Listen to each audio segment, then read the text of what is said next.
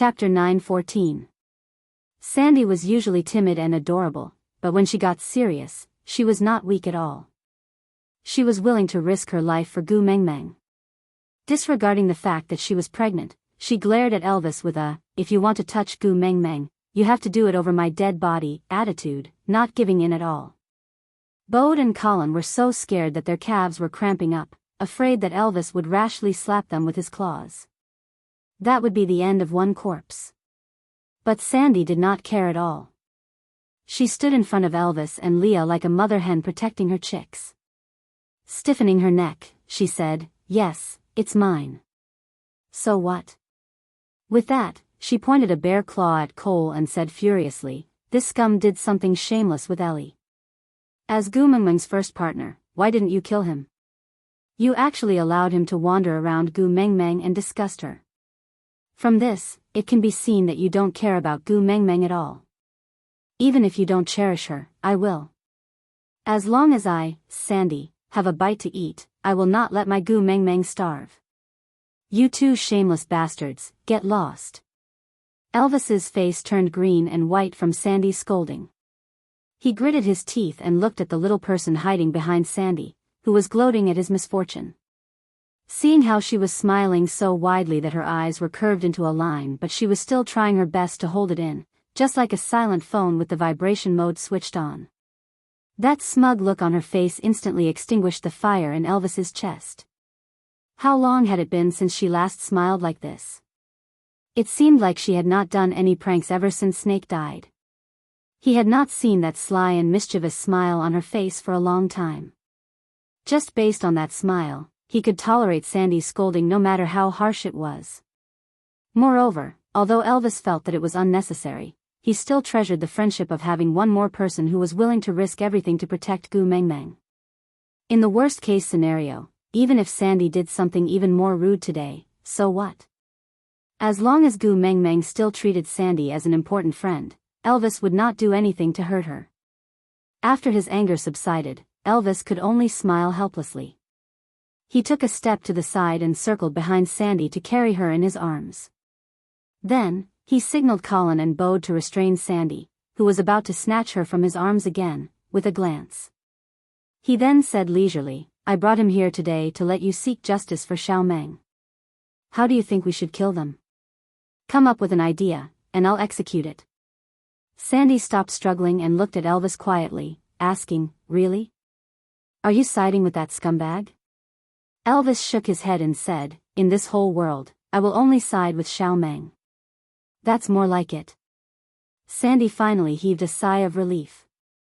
She then turned around and stared at Cole fearlessly. "Let me tell Cole, just saying your name makes me feel disgusted. You and Ellie did that kind of thing, yet you still acted innocent and pitiful in front of me. You wanted to brush it off with a light sentence of, 'I did something wrong and made her angry.' I, Sandy, was blinded by lard to put in a good word for you in front of Gu Mengmeng. But now, I know everything. Let me tell you, I will never help you again.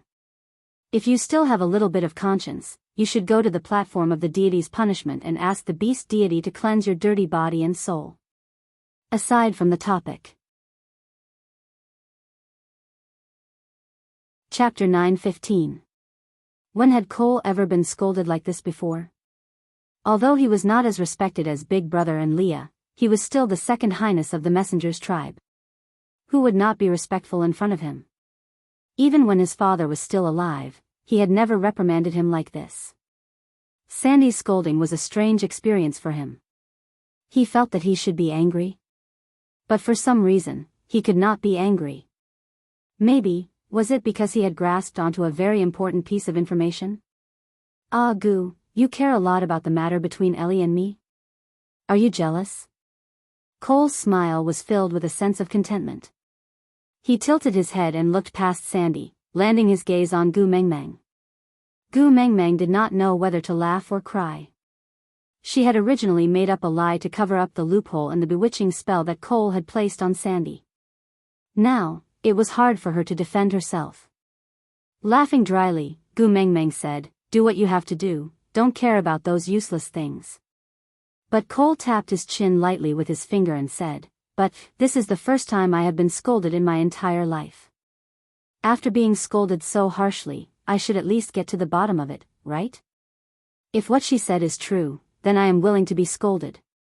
But if she is spreading rumors, why should I save someone who is slandering me?" From what he said, if she did not admit that she cared a lot about the matter between him and Ellie, he would not save Sandy. Gu Mengmeng was so angry that her teeth were itching, but she did not want to let him have his way. But Sandy could not just leave her be. If she were to overlay the hypnosis, it would cause harm to Sandy's body. Gu Mengmeng did not want to risk Sandy's safety.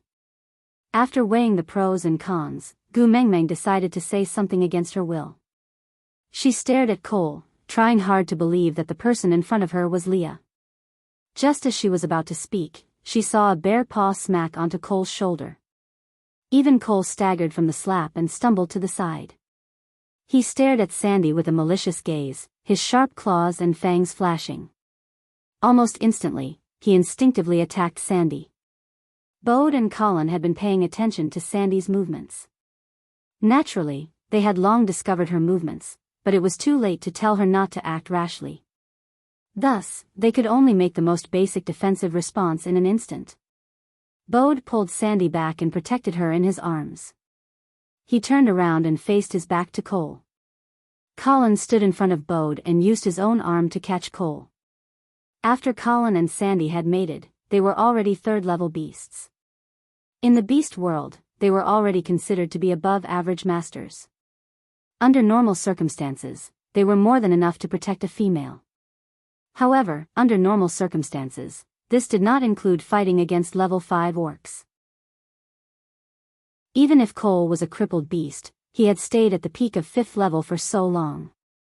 In addition to that, he had received Sauter's systematic training and had fought many stray beasts in secret. His abilities, if they were to really fight, he would at least be on par with Elvis now. How could a level 3 Colin withstand it? With this slap, Colin's arm immediately folded up in a weird position. It looked like it was fractured. Gu Mengmeng was taken aback by the sudden turn of events and rushed to Colin 2 seconds too late. Colin was half a step away from Gu Mengmeng and his nose was almost touching Cole's face to face. Chapter 9:16. Cole was taken aback and immediately retracted his murderous aura. He smiled elegantly as if nothing had happened just now. Rubbing his nose, he said, "I'm sorry, maybe it's because I've been fighting with the Grim Reaper for the past half a year and had an instinctive reaction to being attacked." His gaze landed on Sandy and Cole's eyes darkened. This female, she actually made Gu care so much. What to do? He seemed to be a little jealous. But such an important person had to be saved for the most exciting moment. Smiling, Cole said, "All right, I apologize. Even if you want to punish me, let me remove the bewitching spell on her first." "All right?" Gu Mengmeng took 2 steps back and pushed Bode away with a slap. This fellow was only a second-level beast. Elvis and Cole released their beast pressure at the same time and he was so scared that his legs were trembling. But even so, he still protected Sandy with all his might. This made Gu Mengmeng's impression of him even better. Bravery was never about being fearless. It was about choosing to stand out to protect her even though you were clearly afraid. Her best friend had the same taste in men as her. Although this first partner was slightly weaker, he was more sincere. Gu Mengmeng pushed Bode away and held Sandy's little hand, hugging her gently to calm her emotions. Sandy's bare paws slowly turned into chubby little hands as she returned Gu Mengmeng's grip. But her eyes were still glaring at Cole with hatred, unwilling to back down. Gu Mengmeng patted her back lightly and said, "All right, my little Sandy baby, don't be angry at him. It's not worth it. It's better to let Elvis handle things like enforcing the family rules. You, just help me decide if I should slice him or shred him, braise him or steam him." "That'll do." Sandy was taken aback and said, "Ah? You want to eat him?" Gu Mengmeng laughed out loud and said, "I don't have such a heavy taste. What I meant was that you just have to help me think of ideas. Leave the physical work to the males." Sandy nodded and said, I also know that I can't beat him, but I can't stand the fact that he dared to speak to you in such a righteous manner after treating you that way. It's so infuriating. Gu Mengmeng nodded in agreement. That's right, that's right. Seeing that Gu Mengmeng did not blame her for being nosy, Sandy felt more at ease. She then held on to Gu Mengmeng's arm and said, I feel that since he did something wrong, he should go to the platform of the deity's punishment and let the beast deity punish him. Gu Mengmeng agreed without hesitation. All right, I'll listen to you. Then I'll give you a chance to vent my anger on my behalf. Go and personally sentence him. Sandy nodded and walked in front of Cole with her chest puffed out. Just as she was about to speak, her eyes suddenly glazed over and there was not a single bit of light in her eyes. She felt as though her soul had been sucked out of her and she fell limply to the ground. Gu Mengmeng reacted quickly and caught Sandy. Bode also rushed over and took Sandy from Gu Mengmeng into the stone house. Gu Mengmeng looked at Cole, who was still smiling. The bewitching spell has been removed, so, do I have to go to the platform of the deity's punishment to receive the beast deity's punishment? If I kneel on the platform of the deity's punishment for 3 days and don't die, you won't be angry with me and Ali anymore? Huh? Gu Mengmeng laughed and said, Cole, you seem to be able to run horses on your forehead. Cole did not understand and tilted his head to look at Gu Mengmeng. Chapter 9:17. Cole was not a fool and naturally understood Gu Mengmeng's meaning. She was saying that she did not care whether he and Ellie had anything going on. His Gu really knew how to torture him. Just as he was about to say something, Lee's voice rang out behind him. How's the role-playing game going? Gu Mengmeng tilted her head and looked at Leah, who was behind Cole. He was in a sorry state and had countless wounds all over his body. And under his armpit was the unconscious Qi Xian. Gu Mengmeng was taken aback. She immediately ran towards Leah and asked with concern, what happened? Leah gently hooked Gu Mengmeng's chin. Are you asking me or him? Gu Mengmeng knew that this he was referring to the unconscious Qi Xian. She also knew that Leah was throwing a tantrum to ease her emotions. Gu Mengmeng took a deep breath and slowly exhaled. After calming herself down, she replied, I am asking you too, what is going on? Leah looked at Gu Mengmeng, who had calmed down in satisfaction. He then pointed at Cole. In order to impersonate me and experience life, this great Cole actually made Qi Xian harm himself to pester me. He kept hurting himself and forced me to not leave him behind, but he forgot that I am a witch doctor. I have many ways to make a mere first-level beast docile. Harm himself? These 2 words made Gu Mengmeng's heart skip a beat. She subconsciously went to check on Qi Xuan's wounds. Leah held Gu Mengmeng's little hand. Don't worry. Although we wasted some time, he did not hurt himself. Gu Mengmeng then looked up and gently caressed Li's face. He treasured this face the most. Now, there were 2 hideous wounds below his eyes. They were just a finger's width away from his eyes. If they were just a little further away, his eyes would have been crippled. Gu Mengmeng's heart ached. She wanted to touch him but was afraid that it would hurt him. She could only ask softly, these wounds were caused by Qi Xian? Leah nodded in grievance. He looked like a little wife who had been abused by her mother-in-law. Yeah, Qi Xian scratched me. It was very painful. Before Gu Mengmeng could say anything, Li's expression changed. He looked at Cole with a sinister and evil gaze and said, but, this debt will be on Lord Cole. After all, it was you who instigated our family's immature child. Cole responded with the same sinister sneer. Of course it should be on my tab. In any case, the accounts between you and me are quite frequent. It doesn't make much difference if we add 1 more or 1 less. Leah was not angry, his voice was as calm as the night sky under the moonlight, so cold that it could penetrate one's bones. Then, I have already returned. Can we end this game of pretending to be Leah for a day? Cole shook his head and said, I have already removed the bewitching spell from Sandy's body, so it's as if I have already paid for it. Naturally, I have to complete this one-day trip to the end so that I won't feel wronged. Leah, oh. A disguise that has been seen through by everyone, what meaning is there in continuing to exist? Cole replied, so what if I see through you? Maybe Gu wants me to continue staying here? After all, the order I gave Qi Xian was to keep you occupied for a day. Gu Mengmeng instantly understood what Cole meant. If she did not want Cole to stay, then Cole would hold Qi Xian accountable for not completing his orders. But this child, Qi Xian, was so loyal to Cole. In order to complete his orders, he did not hesitate to attack Leah and even hurt himself. But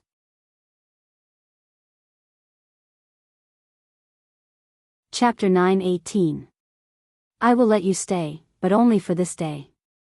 Gu Mengmeng gritted her teeth. Cole smiled and nodded. All right. Gu Mengmeng glared at Cole. But you must promise not to make things difficult for Qi Xian. Cole nodded and promised. I promise not to make things difficult for him because of this. Gu Mengmeng nodded and ignored Cole. She took Qi Xian from Li's arms and handed him over to Elvis. Hubby, bring Qi Xian back to the stone castle and settle him down. I want to stay behind and wait for Sandy to wake up. Let Leah accompany you. No matter how powerful she was, he would never learn to trust her. Gu Mengmeng nodded. Colin is injured. Leah can take a look at him. Elvis kissed Gu Mengmeng's brow and then carried Qi Xian over his shoulder. He exchanged a look with Leah before leaving. Cole was treated like air by Gu Mengmeng the entire time. She could only see Leah. They clearly had the same face and body, but she could easily tell who was who between the two of them. How did she do it? Cole was getting more curious but did not pursue the matter. He just followed behind Gu Mengmeng wherever she went.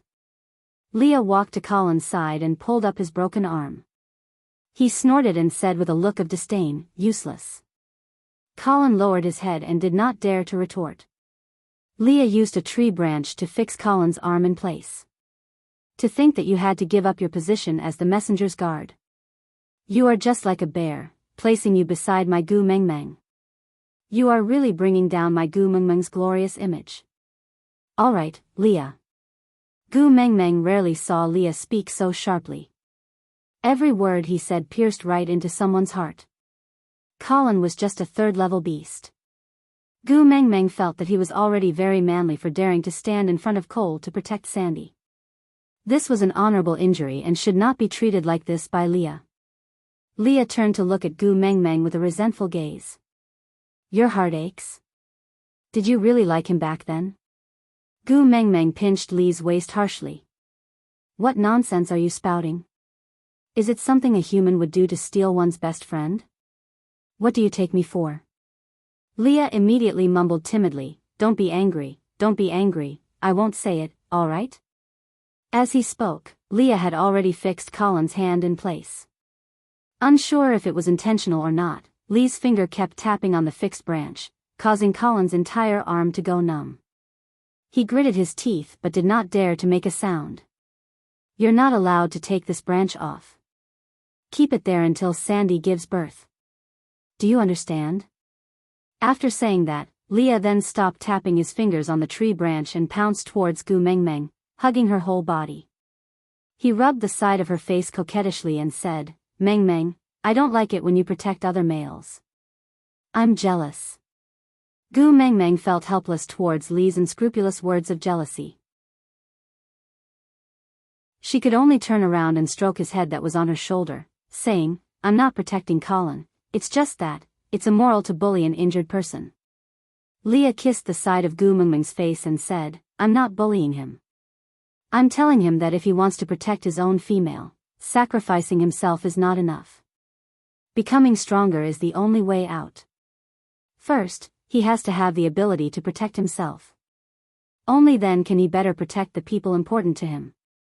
Digression, alright, today's update has ended.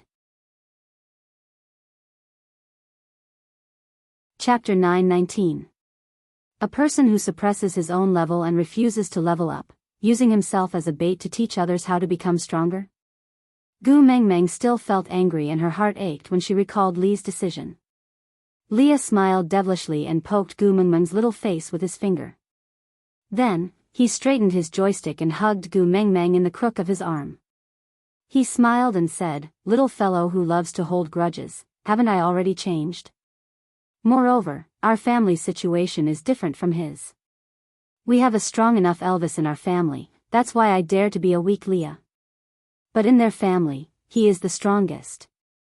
If he becomes a crippled beast, Sandy's entire family's battle power will be greatly reduced." Throwing Sandy's safety to the back of one's mind for a moment of bravery is really stupid. Undeniably, Li's words were not wrong. From an objective point of view, Colin must ensure his own safety and raise his abilities as soon as possible. That was the greatest guarantee for Sandy. Sacrificing himself in exchange for Sandy's temporary safety today was indeed a reckless move. If they were not around today, Cole could have just killed Colin before going after Sandy. By then, would Sandy still have a way out? But in the face of danger, where would one have the time to think so much? He was just relying on his instincts to protect the people most important to him. Gu Mengmeng still felt that this was not something he should be scolded for. Colin did not want Gu Mengmeng and Leah to fight because of him, so he lowered his head and said in a naive voice, "Gu Mengmeng, don't blame Leah. The only reason he's willing to treat me is because of your good relationship with Sandy. Usually, males in the tribe would fend for themselves when they are injured. If it wasn't for Leah, my arm would definitely be crippled. If I became a crippled beast, I would definitely leave on my own so as not to be a burden to Sandy. So, not only did Leah give me an arm, he also saved my life. Moreover, what he said is right, I must become stronger to protect Sandy." Fine, one was willing to take the hit while the other was willing to take the hit. It would seem like Gu Mengmeng was being a busybody. Gu Mengmeng smacked Colin's arm harshly, causing him to howl in pain. Gu Mengmeng, however, clapped her hands and said, "It's good that you know. Hurry up and improve your skills. If there's another situation where you are helpless when Sandy is in danger, I will bring Sandy away to stay with me." This time, not only Colin, even Leah had goosebumps all over his back. Sandy and Gu Mengmeng staying together? Then where would he and Elvis stay? What a joke. Glaring at Colin, Leah gritted his teeth and said, "You, from tomorrow onwards, take out half a day to report to Elvis for special training and quickly improve your abilities." Colin hurriedly nodded and promised, okay, I will work hard." Gu Mengmeng could not be bothered with these two fellows and wanted to get down from Lee's arms to see Sandy, but Leah refused to let go. "It's rare that Elvis isn't around, let me hug him." "You want to see Sandy, don't you? I'll take you there. Sandy is a female." Gu Mengmeng was implying that it was not convenient for him to enter. But Leah smiled slyly and said, "I am a witch doctor."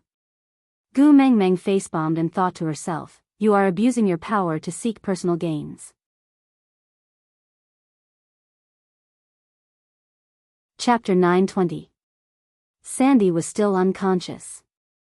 Bode sat beside her, holding her little hand nervously. He stared at her intently, not moving an inch. Leah did not stand on ceremony at all and lifted his leg to kick Bode to the side. Bode looked at Leah and did not dare to make a sound. Firstly, Leah was a witch doctor and it was beneficial for Sandy that he was willing to take care of her. Secondly, he glanced at Gu Mengmeng, who was placed beside Sandy by Leah. She was the messenger of the beast deity, the biological daughter of the beast deity. She was the amalgamation of thousands of blessings. If she stayed by Sandy's side, she might bring her good luck. Moreover, perhaps the beast deity would look after Sandy and Gu Mengmeng because they were good friends. Most importantly, in Sandy's heart, Gu Mengmeng was even more important than her partners. If she woke up, she would definitely want to see Gu Mengmeng first. So, Bode did not say anything and just turned to walk out. He wanted to find some food to cook so that Sandy would not be hungry when she woke up and it would be too late. Gu Mengmeng did not have time to bother with Bode. She just held Sandy's little hand and gently stroked the stray hair on her forehead. She said softly, "Sandy, be good and don't make me worry." Quickly wake up, alright? You still have a baby in your tummy. It's not good for the baby if you sleep for too long.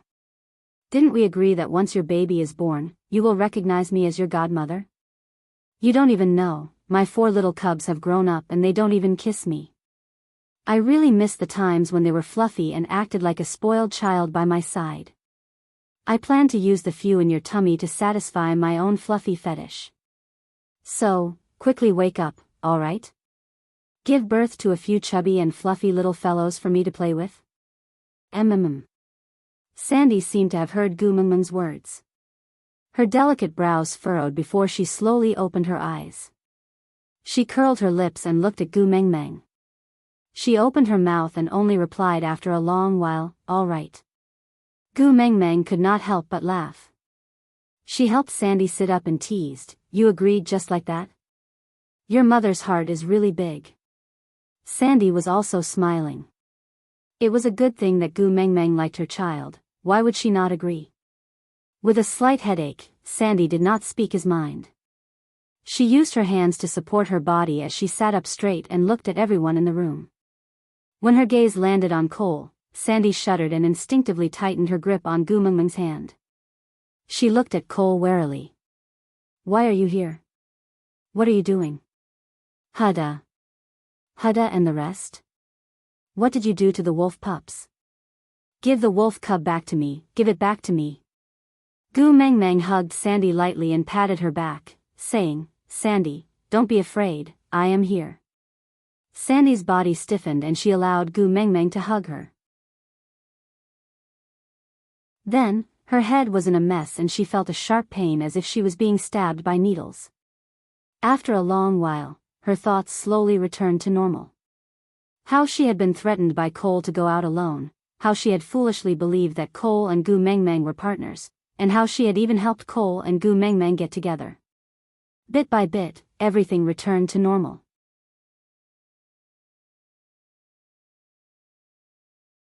Chapter 921. What nonsense are you talking about? Gu Mengmeng rubbed Sandy's little head and said, don't think too much, as long as you are well, I will be at ease. Glancing at Bode who was busy at the door and Colin who was holding a tree branch in his hand, Gu Mengmeng sighed and said, seeing that you are fine, I am relieved. I'll go back first. You and Colin take care of yourselves. When you've recovered, let's return to Saint Nazaire. Sandy nodded and hugged Gu Mengmeng again. She did not get off the bed and just watched them leave. Cole followed Gu Mengmeng all the way. He knew that Gu Mengmeng didn't want to acknowledge him and that she didn't want to see him, but he just wanted to follow behind her. The fact that they had the same destination already made him happy. Returning to the stone castle, Gu Mengmeng saw Elvis stepping on Qi Xian. Gu Mengmeng's brows twitched, he had just come back and witnessed a scene of domestic violence. Elvis. Gu Mengmeng rarely called Elvis by his full name. Elvis's brows twitched as he felt that he could not explain himself.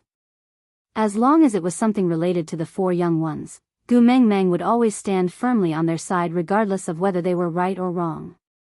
Now that she had seen herself stepping on Qi Xian, even if he spouted all sorts of nonsense, he would still be in the wrong in her heart. You must feel wronged, far from it. After all, he had really beaten up Qi Xian. But his heart ached and he did not want Gu Mengmeng to be angry. Hence, Elvis immediately let go of Qi Xian without any principles and walked up to Gu Mengmeng to admit his mistake. Xiao Meng, don't be angry. I was wrong. Cole was taken aback. He knew better than Leah what kind of person Elvis was. After all, he had watched him grow up. Actually, he had once wanted to groom Elvis to replace Peter as the leader of the stray beasts. Unfortunately, this brat was unromantic. So many females were stripped and thrown in front of him, but he actually treated them as food and ate them directly. A little brat who couldn't even break through the 3rd level boundary really couldn't take on such a big responsibility. But just based on his ruthlessness, Cole still had the intention to groom him. However, he actually ran away in the end, letting down his efforts of nurturing him down in vain. But the Elvis who jumped out of the pit covered in blood and devoured his only brother without saying a word, was now, as docile as a dog, immediately wagging his tail and begging for forgiveness when his master called his name? His Gu was really capable. Not only did she tame the unruly Ninth Highness, she even tamed the bloodthirsty Elvis. Gu Mengmeng had no time to care about what Cole was thinking. She just jumped down from Li's body and pushed Elvis aside to walk to Qixuan's side. Seeing the bruises all over Qixuan's body, her heart ached terribly. Qixuan struggled free from Elvis's legs and wanted to retaliate, but when he saw Cole returning with Gu Mengmeng, he suppressed his anger and stood obediently at his original spot. He lowered his head to look at Gu Mengmeng and called out, "Mummy, sorry for making you worry."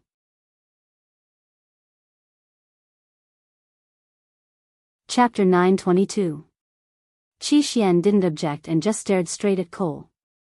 Gu Mengmeng pinched her brows and sighed. She also looked at Cole and braced herself. "Leah, what are you doing? Aren't you going to come over and let Qixuan take a look?"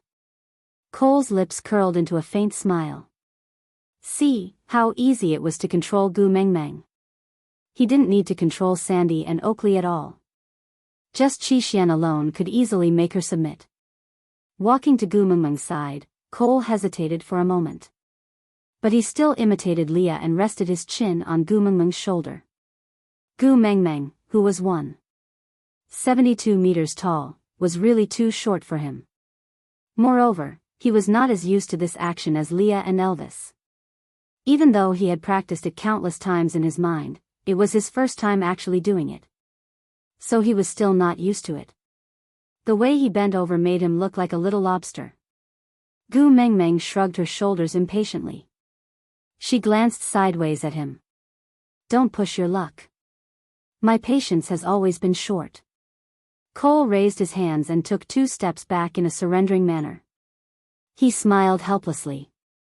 "I just wanted to experience it, but I'm really not used to it." Gu Mengmeng ignored him. She just took the medicine from Leah and stuffed it into Cole's hands. "Apply the medicine on my son. If even a single scar is left on his body, I will skin you alive." "Is that a reward?" If she was the one who personally skinned him, Cole's lips curled up. It was as if he had thought of something exciting and interesting. Yeah, full of anticipation. Gu Mengmeng was really speechless. But for Qixuan's sake, she had no choice but to tolerate it. Cole also knew when to stop. If he really angered her, he would definitely not be able to continue today's experience. He didn't want to give up so early on such an interesting experience. So Cole bent his knees and sat down. He patted his thighs. "Little Xian, come here. I will apply the medicine for you." "Yeah." Qixuan was so docile that it was as if he wasn't the one who had wanted to fight Elvis with bloodshot eyes. He obediently lay on the ground with Cole's thighs as he allowed Cole to rub the herbs onto his body bit by bit. Even though the pain was so intense, he acted as if he couldn't feel it and didn't dodge at all. Gu Mengmeng's heart ached for her son, but there was nothing she could do. She could only turn to glare at Elvis and vent her anger. "You really don't feel heartache when you beat him up, right?" Elvis clearly knew that Gu Mengmeng was venting her anger on him, but he did not explain himself. He just wrapped his arms around her waist and brought her into his arms. He summoned his beast ears and fluttered them twice before lowering his head to deliver them to Gu Mengmeng. "I know I was wrong. Let me let you pull my ears, all right?" Gu Mengmeng's little hand touched Elvis's ears. She hardened her heart but couldn't bear to really pinch it. She only pulled it a few times before letting go. She straightened her neck and glared at Leah. Leah flew into Gu Mengmeng's arms. He rested his chin on Gu Mengmeng's knees and supported his cheeks with both hands. He looked up at Gu Mengmeng with his pure white beast ears quivering. He smiled in a fawning manner. "Mengmeng, do you want to pinch my ears?" "You haven't pinched my ears in a long time here." "Pinch them." Gu Mengmeng was nestled in Elvis's arms, but this slut was lying on her knees. She frowned. "Scram as far as Mars is."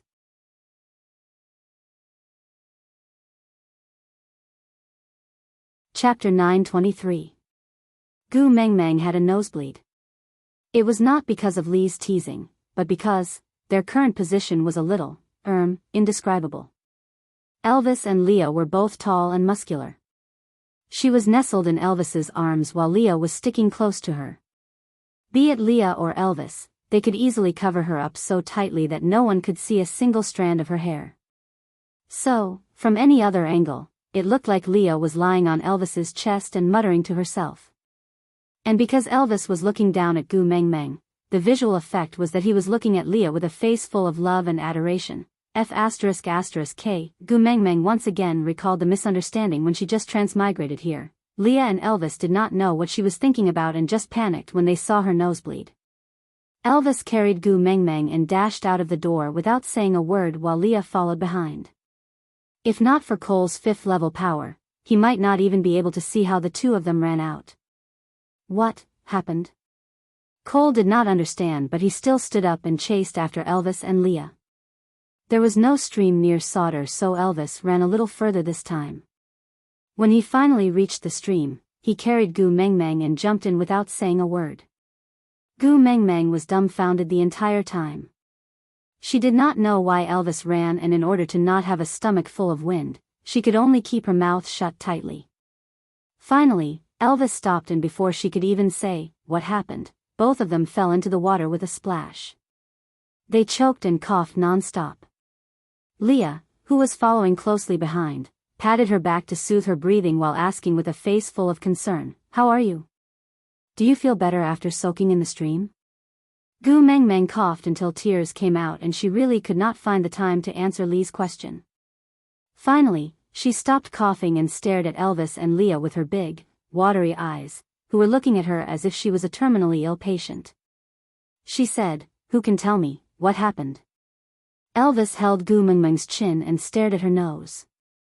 He watched as the glaring redness flowed down the water on her face and into the corner of her lips. His heart ached as if it was being pricked by thousands of needles. Gu Meng Meng tasted a fishy sweetness in her mouth. She touched it with her hand and saw that it was blood. He was stunned for 2 seconds before he asked, "Don't tell me you're so nervous just because I had a nosebleed." Elvis and Leah nodded their heads firmly under Gu Meng Meng's expectant gaze. Gu Meng Meng was especially speechless. She pinched her nose with one hand and dabbed the water on her forehead and nose with the other, ignoring them for the time being. She raised her head for a long while to make sure that her nosebleed had stopped before lowering her head. She wanted to scold them, but when she met Elvis's and Lee's crazed eyes, she swallowed back her words. She lifted her nose to show it to the two of them and said, "It's all right, it's not bleeding anymore. Look, it's done." Her eyes stared fixedly at Gu Meng Meng's nose for a long time before Gu Meng Meng heard 2 long sighs of relief. Gu Meng Meng chuckled. The two of them were so used to killing that they would not even blink even if their own flesh was torn apart. Yet, they almost went crazy because of her nosebleed. They were really drunk.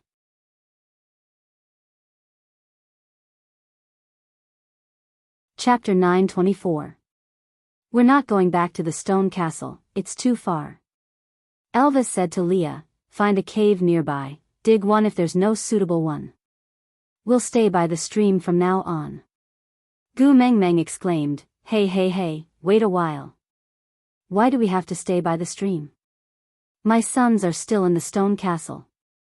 We'll go back to fetch them after we've settled down," Elvis said as he carried Gu Meng Meng towards the shore. They had come out in a hurry and did not bring any beast skin, so Elvis could only use his tail to wrap Gu Meng Meng tightly to prevent her from getting sick from the wind after entering the water. Gu Meng Meng had not seen Elvis pull such a long face at her for a long time, so she felt a little apprehensive. Wasn't it just a nosebleed? It's not like he was cheating on her, why was he so fierce? "That, hubby, why are you angry?" Gu Meng Meng asked carefully. Elvis stopped in his tracks and looked at Gu Meng Meng with a complicated and deep gaze. He said word by word in a hoarse voice, "I'm not angry, I'm afraid." Gu Meng Meng then looked at Cole, who had been following them all along. She pondered for a moment and felt that it was not possible, but she still opened her mouth to test him. "Are you afraid of Cole?" "Him? Ha!" Elvis laughed scornfully as a reply. Gu Mengmeng thought so too. Elvis had dared to fight Cole head-on when he was 3rd level, not to mention now. But, then what are you afraid of? Why do you have to stay by the stream? Gu Mengmeng really could not understand. Elvis's blue eyes seemed to contain a bottomless black hole, that whirlpool engulfing her within. His voice was very soft, but every word landed on Gu Mengmeng's heart. You're bleeding, I'm afraid I'll lose you. Gu Mengmeng's heart trembled. Bleeding? Gu Mengmeng thought about it and understood. She asked, not knowing whether to laugh or cry, because I'm having a nosebleed, so you think I'm dying? Xiao Meng. This was the first time Elvis shouted at her so sternly. Although it was only 2 words and it was just her name, it was the harshest thing he had ever said to her. But not only was Gu Mengmeng not afraid, she even laughed out loud. Wrapping her arms around Elvis's neck, she said softly, Silly hubby, my nose is bleeding because we have been eating too much barbecued meat recently. In addition, you were afraid that I would be cold at night, so you always lit a fire in the room to roast me. That's all. My body is very good. I won't die. Don't be afraid.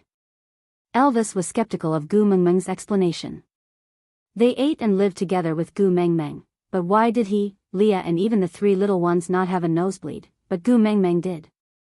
Gu Mengmeng seemed to have seen through Elvis's thoughts and said, You guys are males, so you must be more patient than me.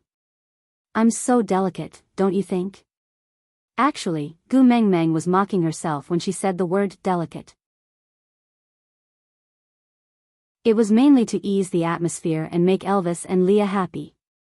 However, when Elvis and Leah thought about it seriously and nodded their heads in agreement, Gu Mengmeng blushed. She said she was delicate, she probably didn't want her face anymore in the future. Elvis hugged Gu Mengmeng tightly in his arms, as if he was still worried. He insisted, Stay by the stream for a few days. I'll bring you back to the stone castle after I'm sure you're fine.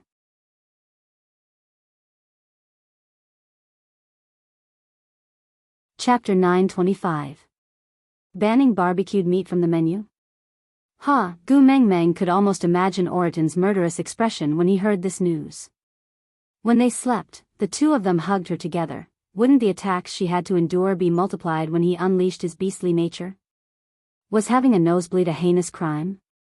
Why did he have to punish her like this? Sob, that. I'll confess, I lied. Gu Mengmeng put on a pitiful and sincere look as she admitted her mistake. I saw you and Elvis being too close and thought of some indescribable things, that's why I had a nosebleed. I promised to control my imagination and not to let my imagination run wild in the future. Can we just pretend that nothing happened? Leah was taken aback for a moment, then he reached out and knocked Gu Mengmeng's head. I've already mated with you, you actually still want to push me to someone else? Elvis is not someone else. Gu Mengmeng mumbled softly. Gu Meng. Leah gritted his teeth, growling her full name. Seeing her nosebleed just now, both his and Elvis's hearts almost stopped beating in fear. Heaven knew how afraid they were of losing her just like that, but her nosebleed was actually because she was fantasizing about those things again. I was wrong. Gu Mengmeng lowered her head, not daring to talk back. Leah clenched his fists, really wanting to crush her to death. But before he even lifted his hand, he already knew that he could not bear to hurt even a single strand of her hair. Looking up at Elvis, Leah said unhappily, You're the first partner, aren't you going to do anything about it? Elvis's face was black the entire time, only heaven knew that his teeth were about to bleed from clenching so hard. He only replied coldly, Even you can't do anything to her, but you think I can? Leah glanced at Cole, who was watching the show from the corner of his eyes. His face full of surprise really pissed him off. Wait a minute, Cole? Leah suddenly laughed and said, I'm really not in a good mood. Why don't we go home and train the 4 little ones? I feel that although your father's method of training you was a little cruel, it's not completely without merit. With some slight modifications, it would definitely be suitable for Huda and his brothers. Elvis and Leah had worked together for many years and only needed a second to understand each other. Hence, he curled his lips and revealed a cold smile. That's good too. I couldn't do anything to their mother, so I could only vent my anger on the four of them. It was only right and proper for a son to repay a mother's debt. I suddenly feel that I can understand what Peter did back then. Gu Mengmeng was really starting to have goosebumps. However, she was certain that the two of them were just scaring her. If they really treated the four little ones like that, she wouldn't just be upset. She would go crazy. Of course, they would be reluctant to do so. But their expressions were too king scary. Even though she knew that there was a 9,999% chance that it was just an act, Gu Mengmeng did not dare to bet on that 0.1% chance. Gu Mengmeng hugged Elvis's neck and begged for mercy. "Hubby, I was wrong, I was really wrong. I won't let my thoughts run wild in the future.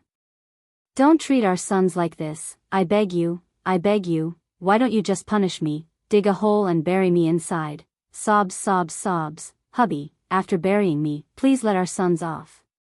Elvis was unmoved and just stared coldly at Gu Mengmeng.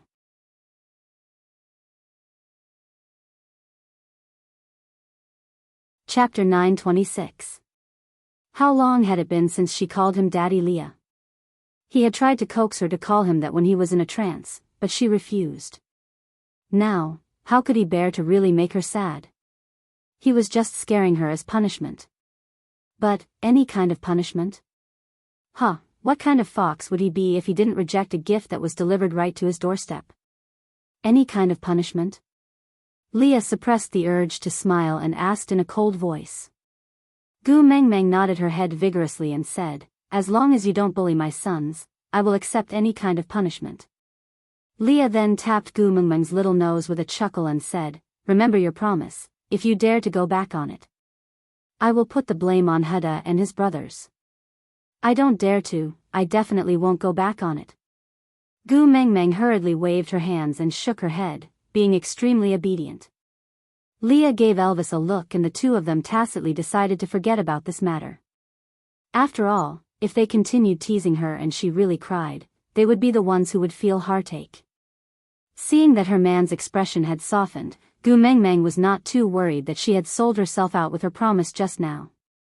After all, no matter how the two of them punished her, it was done on the basis of love and they would not really do anything to her. Gu Mengmeng probably described Gu Mengmeng's current state. Gu Mengmeng wrapped her arms around Elvis's neck and asked with a smile, trying to please him, "Then can you tell me now, why did you throw me into the stream?" "I choked just now." Elvis had seen it when she choked on the water. At that time, he was worried about her nosebleed and did not have time to worry about it. Now, his heart really ached for her.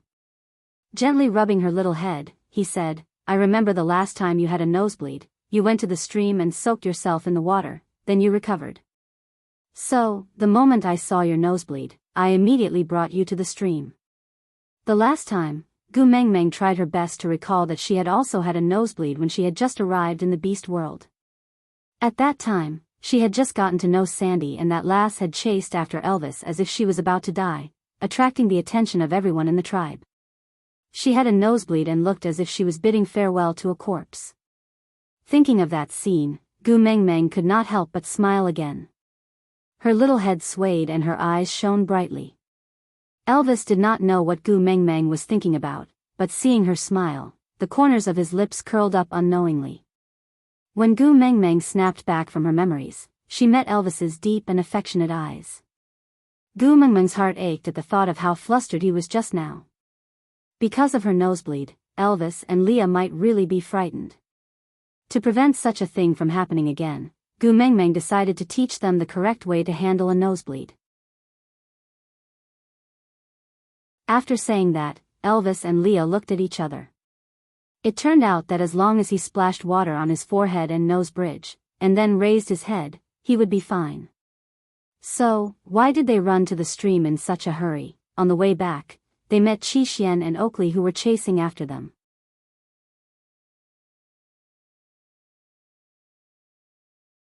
Chapter 927. Gu Mengmeng suddenly felt that she could not understand Oakley at all. He had always acted as if he was her enemy.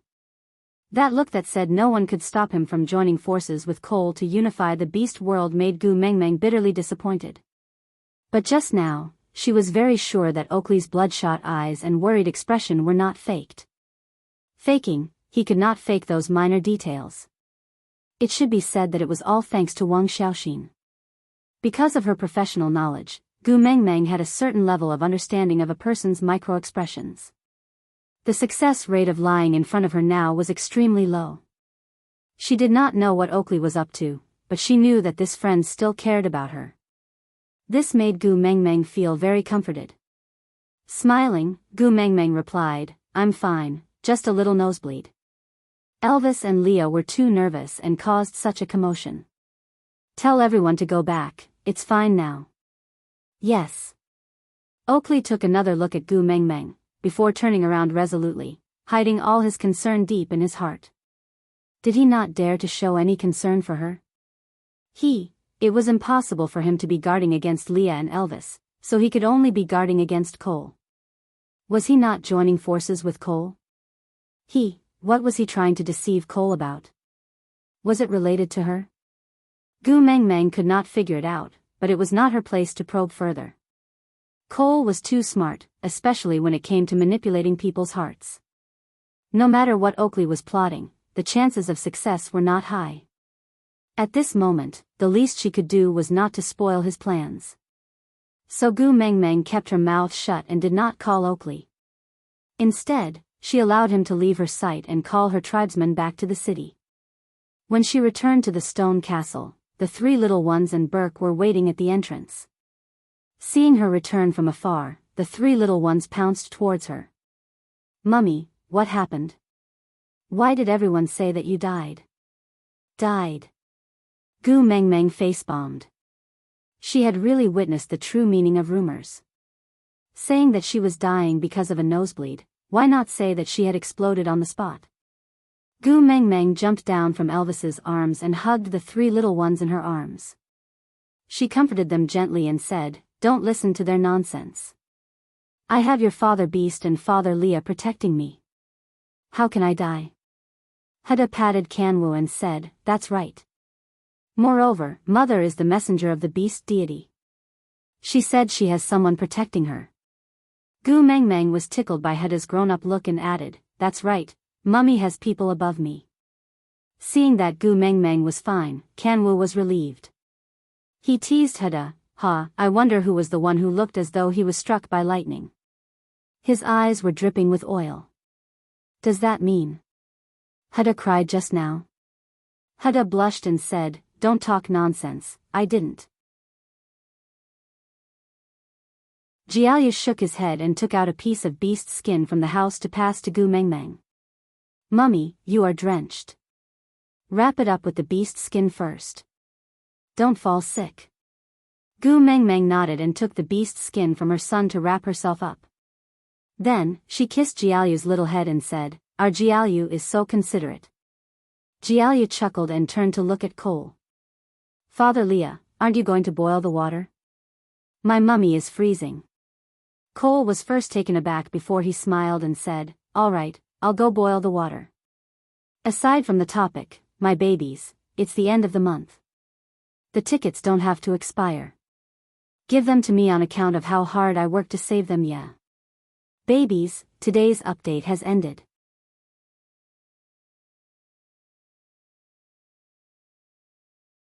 Chapter 928. Gu Mengmeng tugged at Jiaoyu's hand. "Jiaoyu, isn't he?" Jiaoyu smiled slyly and said, "I know." "You know?" Jiaoyu nodded and said, "I can tell from the way he looks at you. Daddy Leah would never stare at you with that kind of shifty gaze." Gu Mengmeng chuckled and pinched Jiaoyu's little nose. "Then why did you ask him to boil water?" Jiaoyu shrugged his shoulders and said, "It would be a waste not to make use of a coolie that was delivered to my doorstep." With that, he pulled Gu Mengmeng's little hand and walked into the house. As he walked, he said, "Let's go in first. If she really gets sick later, we will have to worry." Gu Mengmeng was pulled by Jiaoyu and Kanwu into the stone castle with one hand each. Heda followed behind Gu Mengmeng silently and turned to look at Qi Xian, who had walked over to Cole's side to help. Even though Qi Xian looked like a 17 or 18-year-old lad and he looked like a 6 or 7-year-old child. But he knew that it was his younger brother, a brother who was very close to the enemy. Elvis's ginger slices boiled water resurfaced and Gu Mengmeng drank 2 whole bowls of it before Elvis stopped. Although Jiaoyu had ordered Cole to boil the water, Qi Xian was actually the one who boiled the bathwater for Gu Mengmeng. Gu Mengmeng had no qualms about enjoying her son's care. At least it was more comfortable than the bathwater Cole boiled for her. The rooms on the second floor were Gu Mengmeng's bottom line. She would never allow Cole to step foot on the second floor. And Cole did not insist. He just sat beside the fire pit in the hall on the first floor and looked at the dancing flames, deep in thought. He felt that Gu Mengmeng was becoming more interesting. She had clearly tamed Leah and Elvis, but when they were by the stream, she was like a docile and harmless little rabbit, cozying up to those 2 fellows in a pitiful manner. She had the strength of a beast king. A single slap would have been enough to make these 2 fellows submit, but they had to swallow their anger and beg for mercy. Cole, who had witnessed everything from the shore, could clearly remember the surging feeling in his chest at that time. Jealousy, it was a unique kind of jealousy. He had never been so jealous of Leah before. Even when he was ignored by everyone and Leah was the center of attention, his jealousy was not as strong as now. No one in the entire beast world could compare to her gentle eyes. He really did want her. Just thinking about how that pair of eyes would one day be branded on his body without moving an inch, just thinking about it made him very excited. This night, Cole did not stay in the stone castle. Instead, he walked out after midnight. No one cared where he went. All they knew was that he had returned to the stone castle the next morning. Last night, a tribe was attacked by stray beasts. Not a single person in the tribe survived. The tribe's most beautiful female died in her own cave. She looked dispirited and messy, but her twisted expression did not look like she had been tortured. Instead, it looked like she was enjoying herself. Gu Mengmeng completely ignored Cole and allowed him to continue wasting air in front of her because of Qi Xian. The 3 little ones were still traumatized by yesterday's incident, so when they saw Gu Mengmeng return last night, they immediately told Burke that they would not look for him for the next few days. They wanted to accompany their mother well. Burke naturally did not force them. He only left after confirming that Gu Mengmeng was fine. After breakfast, Gu Mengmeng said that she wanted to visit Sandy. Elvis and Leah brought her and the 3 little ones over. Digression, Cole, did you notice? When Gu looks at others, her gaze is as gentle as water. Only when she looks at me, her gaze is as strong as wine.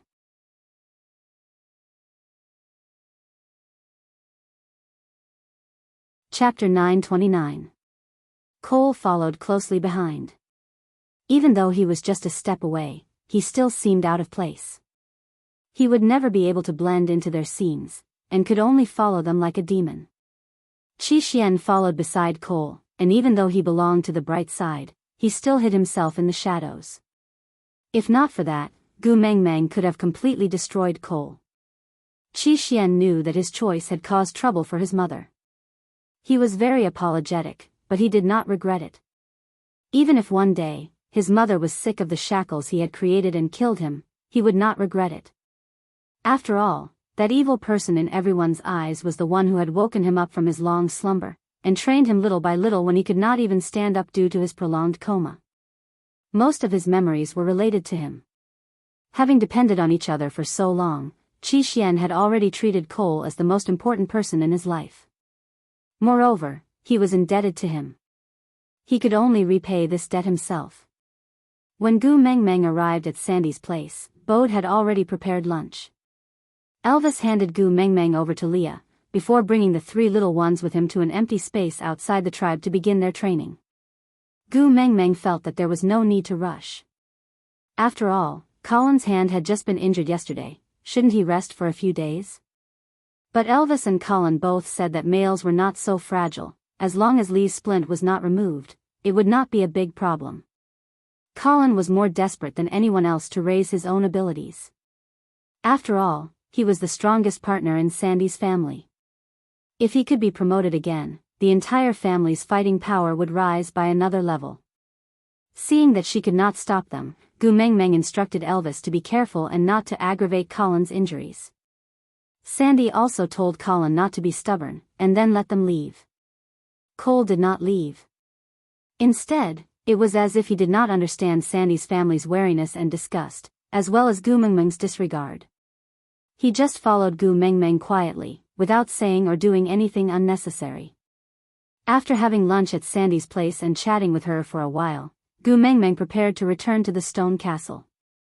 After all, Sandy was pregnant and needed more rest. If she was here, it would be difficult for Sandy to relax and rest well, not to mention that Cole was following her. The moment she stepped out of Sandy's house, she felt a familiar beast pressure. Well, now, there were not many people who dared to release their beast pressure in front of Gu Mengmeng. Gu Mengmeng chuckled and jumped down from Li's arms. She took 2 steps forward, and when she looked up, the huge snake head was already inches away from her. Gu Mengmeng smiled innocently with curved eyebrows, but she did not hold back at all when she struck. With a slap on the lower jaw of the snake, the entire snake was flipped over and fell backward. With a loud bang, the ground shook a few times. Gu Mengmeng walked over and stepped on Wabiai's tail. She glared at Wabiai like a female bandit. "Hey, little shit, you are asking for a beating again." Wabiai felt refreshed from the slap and his bones loosened up significantly. He tilted his head and transformed back into human form. Tooting, he pushed Gu Mengmeng's foot away from his ankle and said, "What do you mean by asking for a beating? I'm here to challenge you."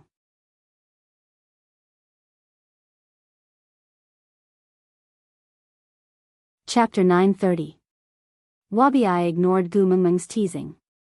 He dusted his hands and stood up. Then, he glanced at Cole behind Gu Mengmeng and raised his brows. Why did you bring all kinds of trash back home?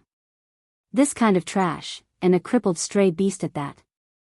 How could you swallow him?" Gu Mengmeng held her forehead. "Are you blind? Which eye of yours saw me wanting him?" Wabiai nodded with a "you're right" look and agreed with her. "I think so too. With snakes setting your aesthetic standards, no matter what, you shouldn't be interested in this kind of defective product." "Then what's wrong with him? He's sticking to you like glue. Doesn't your little wolf cub care about him?" Little wolf cub, indeed, the 16-year-old Elvis could only be considered a little wolf cub in front of the 800-year-old Wabiai. But she was already feeling very awkward. She had become an old cow at the age of 19 to eat Elvis. Yet, Wabiai kept bringing up the issue of age to make things difficult for her. Gu Mengmeng pinched her brows and sighed. "Little shit, I feel that I was too light with my slap just now.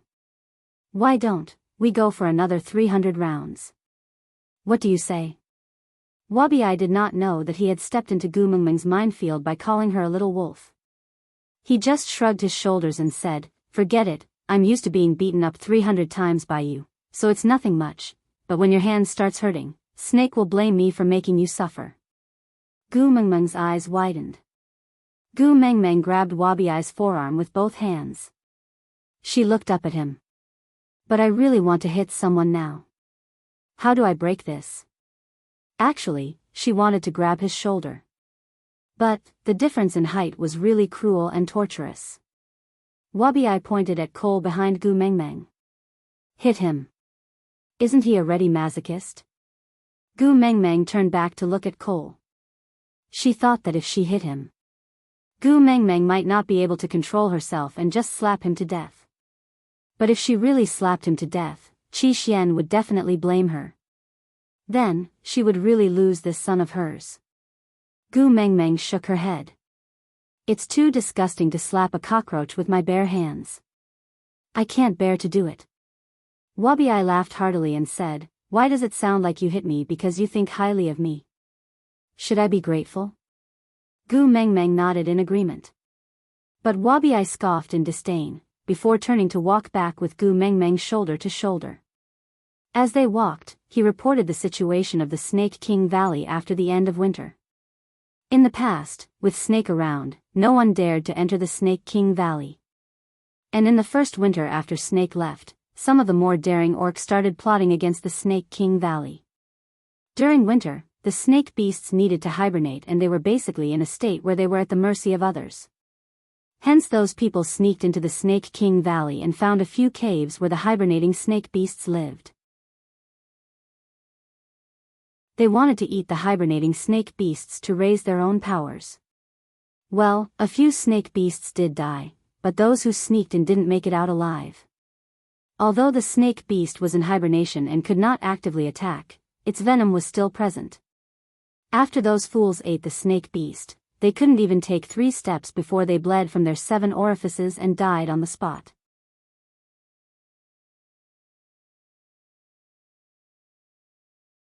Chapter 931. Gu Mengmeng was taken aback. You massacred their tribe? Wabi shook his head and looked at Gu Mengmeng as though she was a retard. If I had that much free time, I would have just massacred them.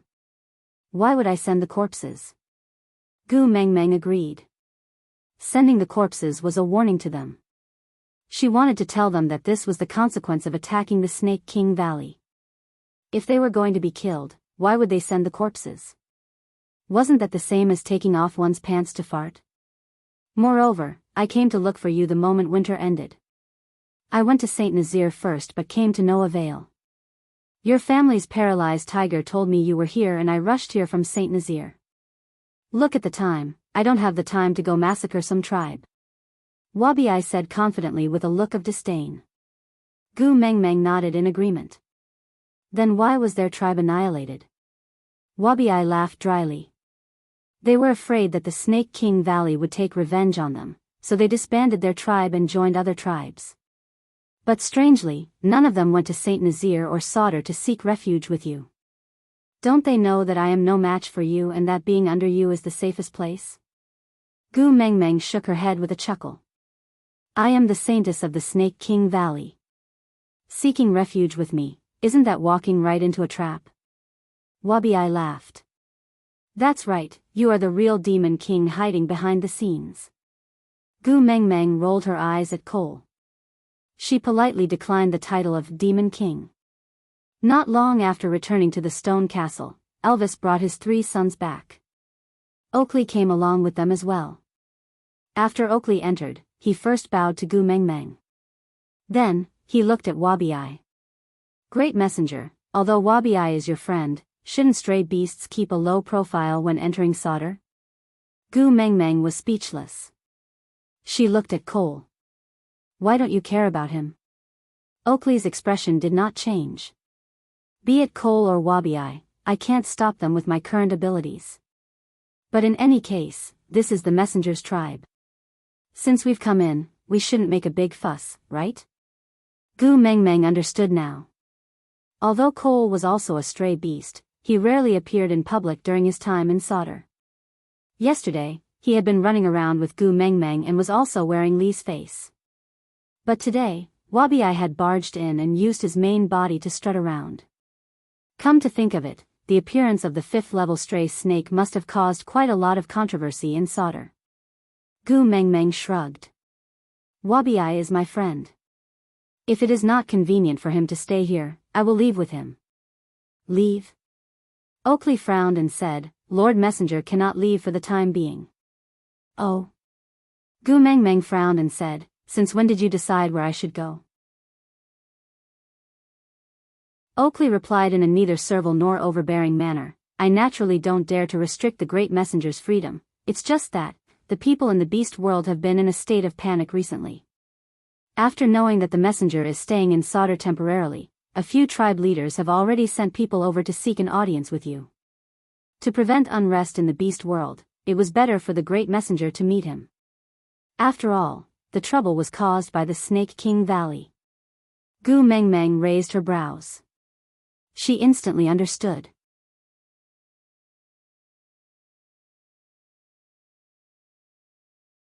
Chapter 932. The meeting with the visiting tribe leaders was set for 10 days later. Gu Mengmeng had wanted to meet them in the meeting room. After all, it was a discussion and it should be more formal.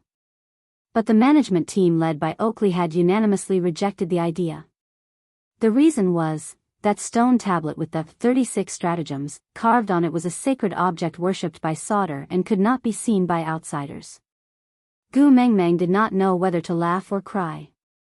She had just casually memorized the text and her office had turned into an ancestral hall. Forget it, it's the same no matter where we meet. Gu Mengmeng did not insist, and so Oakley arranged for the meeting to be held on the afternoon of the 10th day. A complete white tiger skin was laid on the deity's altar, and on the back of the tiger skin was a high-backed stone chair. The stone chair was laid with a huge white rabbit skin. Gu Mengmeng sat lazily on the stone chair with her elbow propped against the back of the stone chair. She supported her chin with the back of her hand and looked down at the long wooden table that was hastily made below the deity's altar. There was a row of people sitting around the wooden table. Gu Mengmeng counted, and there were 26 of them. They were all males in pairs. She guessed that they were the tribe leaders and witch doctors of the various tribes. Elvis and Leah stood on both sides of Gu Mengmeng with a faint, cold smile on their lips. The people sitting at this table were all old acquaintances. They had fought with Elvis when he was a vagabond, fallen into a well when Leah was in dire straits, killed each other when they were fighting for territory, and there were also a few from the tribes near Saint Nazaire. Yeah, there were even more conflicts. To think that there would be a day when these people could sit at the same table quietly. This scene was really unique. Sitting on the high seat, Gu Mengmeng could clearly see the minute expressions on everyone's faces. Thanks to Wang Xiaoxin, even though they had tried their best to suppress their uneasiness, Gu Mengmeng could still tell that they were not confident about her taking in those tribesmen.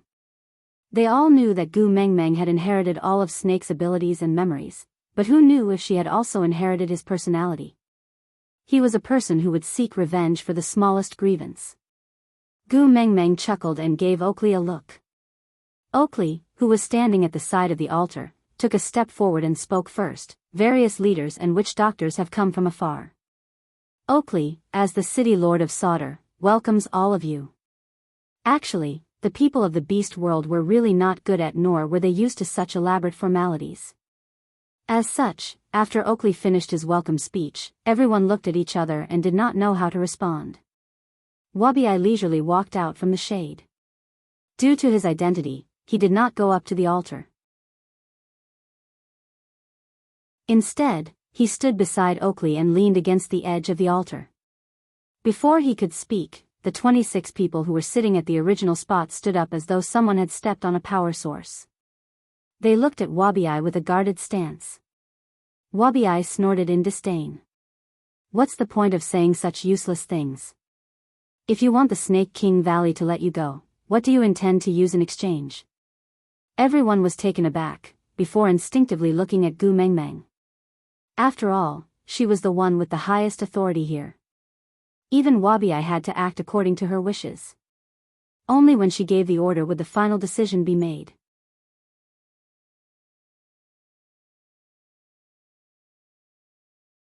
Chapter 933. The 26 of them looked at each other. They all had something to say but didn't have the guts to do so. Elvis sneered. I've never seen you cower before when you were fighting for your lives, but now you sound like you're being strangled by someone. Did you come all the way here just to pretend to be mute? Elvis's words agitated the 26 of them. No matter where they came from, they were all the same. Provocation was the most unbearable. Otherwise, the Northeast's "what are you looking at" would not have become a popular phrase for a fight. One of the 26 looked up and spoke first. Mighty Messenger, we did take in some new tribesmen. But they are not the ones who went to ambush the Snake King Valley. They are innocent. Before Gu Mengmeng could speak, Leah whispered into her ear. The one who spoke is Leonard, the leader of the Zacharias tribe. He is a 4th-level tiger beast. The one standing beside him is called Nick. He is a witch doctor and a 2nd-level armadillo. They are quite far from Saint Nazaire and have not had many encounters with us. But they are closer to Peter's territory. Yet, they have never had any females snatched from them. Clearly, they are very powerful. Gu Mengmeng nodded to indicate that she understood. Then, without any special expression on his face, he maintained a casual look and said, I'm innocent. What kind of place is the Snake King Valley? How can a few people withstand the harsh cold and find their way to the entrance in such a cold season? Would you believe me if I told you? Everyone's heart skipped a beat. The truth was, they didn't believe it. Not to mention finding the entrance, just venturing out during winter was a matter of life and death. Otherwise, why would winter be called the season of death? In this kind of weather, it was impossible to find the mysterious entrance. So, the only explanation was that they had planned this beforehand. They had already scouted out the path to the Snake King Valley and then lay in ambush nearby. They would wait for 3 to 5 days for the cold to descend, ensuring that all the snake beasts were hibernating before entering. And such an operation could not be carried out without external help. In other words, the few males who entered were the suicide squad of the tribe. If they succeeded, the tribe's power would increase greatly. And the Snake King Valley had tens of thousands of snakes. Who would know if a few were missing? If they failed, the few of them would die on the spot. The rest would just have to split up and say that they were innocent and they could stay out of this. To put it bluntly, it was a huge gamble. The price of victory or defeat was the rise of the tribe or the fall of the tribe. Regardless of the era, there were always gamblers. This gambler was not only the members of the Dare to Die team, but also everyone in their tribe. Gu Meng Meng was such a dazzling presence in the beast world that it was too easy to find her. Wasn't Fei Rui the best example? But everyone obviously knew that she was the sacred maiden of the Serpent King Valley, but not a single one of them came to inform her, wasn't it? Now that things have come to this, you want to use an excuse of innocent to settle the matter? Did he really treat Gu Meng Meng as a fool? The atmosphere instantly turned solemn. Gu Meng Meng could clearly see fear on the faces of the 26 people. It had nothing to do with whether she had revealed her Beast King's aura. It could only be said that they had a guilty conscience.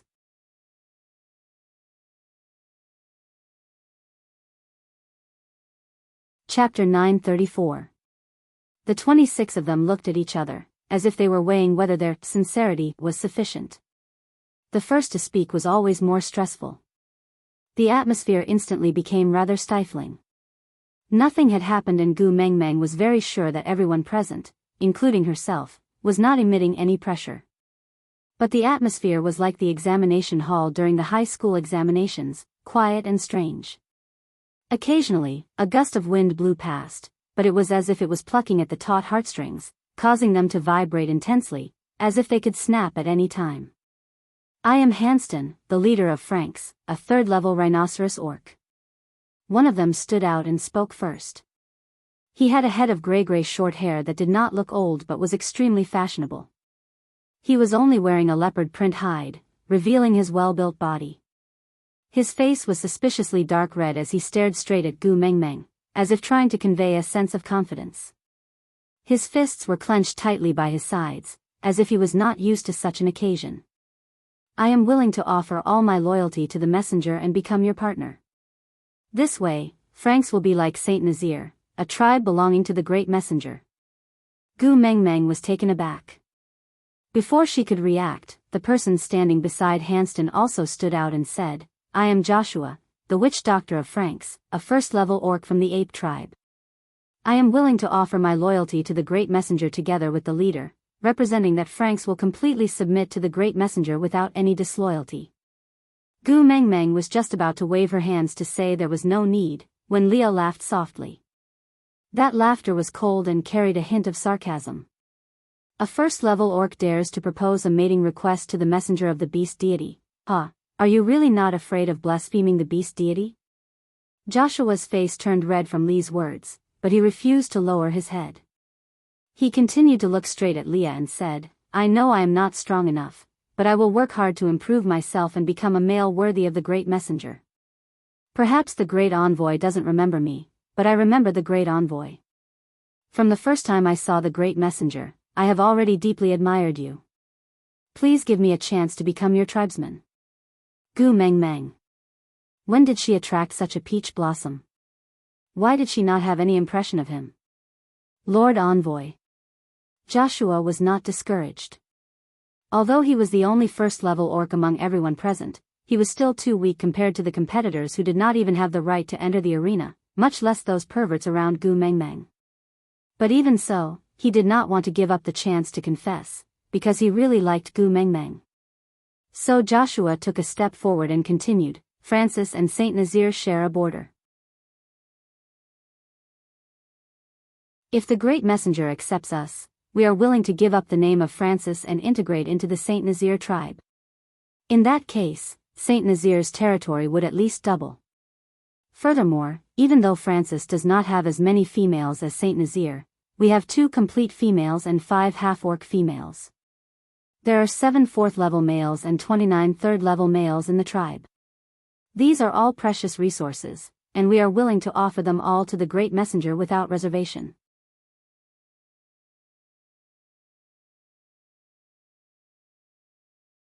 Chapter 935. Ha! Elvis, who had remained silent all this while, suddenly laughed. The bloodlust and coldness that had not been shown for a long time permeated every cell in the air. Although it was just a simple sound, it sent chills down everyone's spines. They were as silent as cicadas in winter, not daring to say another word. They just looked at Elvis quietly, waiting for him to continue. After all, this Saint Nazaire tribe leader and the witch doctor beside him had already swept through many tribes when they were 3rd level. Relying on their perfect teamwork and reckless fighting style, they had forced many people to suffer losses from them. After the arrival of the messenger of the beast deity, these 2 seemed to have disappeared without a trace and did not commit any bloody killings anymore. However, their past, great achievements were still fresh in people's memories. Today, one of them was a 5th level and the other a 4th level. That made them even more of a Yama that no one dared to provoke. Elvis stretched his neck to the left. Those who were familiar with him knew that this was a sign that he was about to attack. This time, no one dared to speak. If Saint Nazaire wants territory, we don't need Xiao Meng to mate. Elvis took half a step forward, like a god of war looking down on everyone. The sunlight shone on his face, but no one dared to lift their heads to look at his facial features. They could only feel their bodies trembling and crazily wanted to kneel down and beg for mercy. Seizing by force is my way of doing things. A faint smile had already appeared on Li's face. That smile was one that everyone was all too familiar with. Before he met Gu Mengmeng, how many years had this smile been on his face? The more angered he was to the point of wanting to kill someone, the more elegant and charming his smile would be. His voice was also filled with coldness. That light sentence made the atmosphere of the entire scene drop by quite a bit. Has Francis' water source problem been solved? If I don't give you water during this dry season, I wonder how long you guys can last. Leah said these words with a concerned expression, stabbing at the weakest spot of the other party with all his might. Every stab did not draw blood, but he had a firm grasp on the other party's lifeline. When your tribesmen either leave or die due to lack of water, do you think there will be anyone who dares to fight with Saint Nazaire for Francis' current territory? Hanston and Joshua were both speechless. Yes, they had no water. In the past, it was still alright when everyone was in a drought, but last year, Saint Nazaire started to release water for everyone. That was the happiest dry season that Frank had experienced in 1,000 years. If Leah cut off Francis' water supply, the people in the tribe would definitely leave, because as long as they went to another tribe, they would be able to drink the water provided by Saint Nazaire again. By then, Franks would be doomed. Naturally, no one would dare to fight with Saint Nazaire for the territory. After all, who wouldn't be afraid that the next tribe to have their water cut off? Li's gaze swept across the crowd below the stage and he chuckled. Some tribes lack water, some lack food. Some tribes' last female has already been dead for half a year. Some tribes' territories have been used by the stray beasts as their food source during the winter season all year round, suffering attacks year after year without any ability to retaliate. TSK, TSK, TSK. Aren't you ashamed to use such a family as dowry to talk about mating with my Meng Meng? Li's words silenced the others who had wanted to mention mating. No one dared to step forward.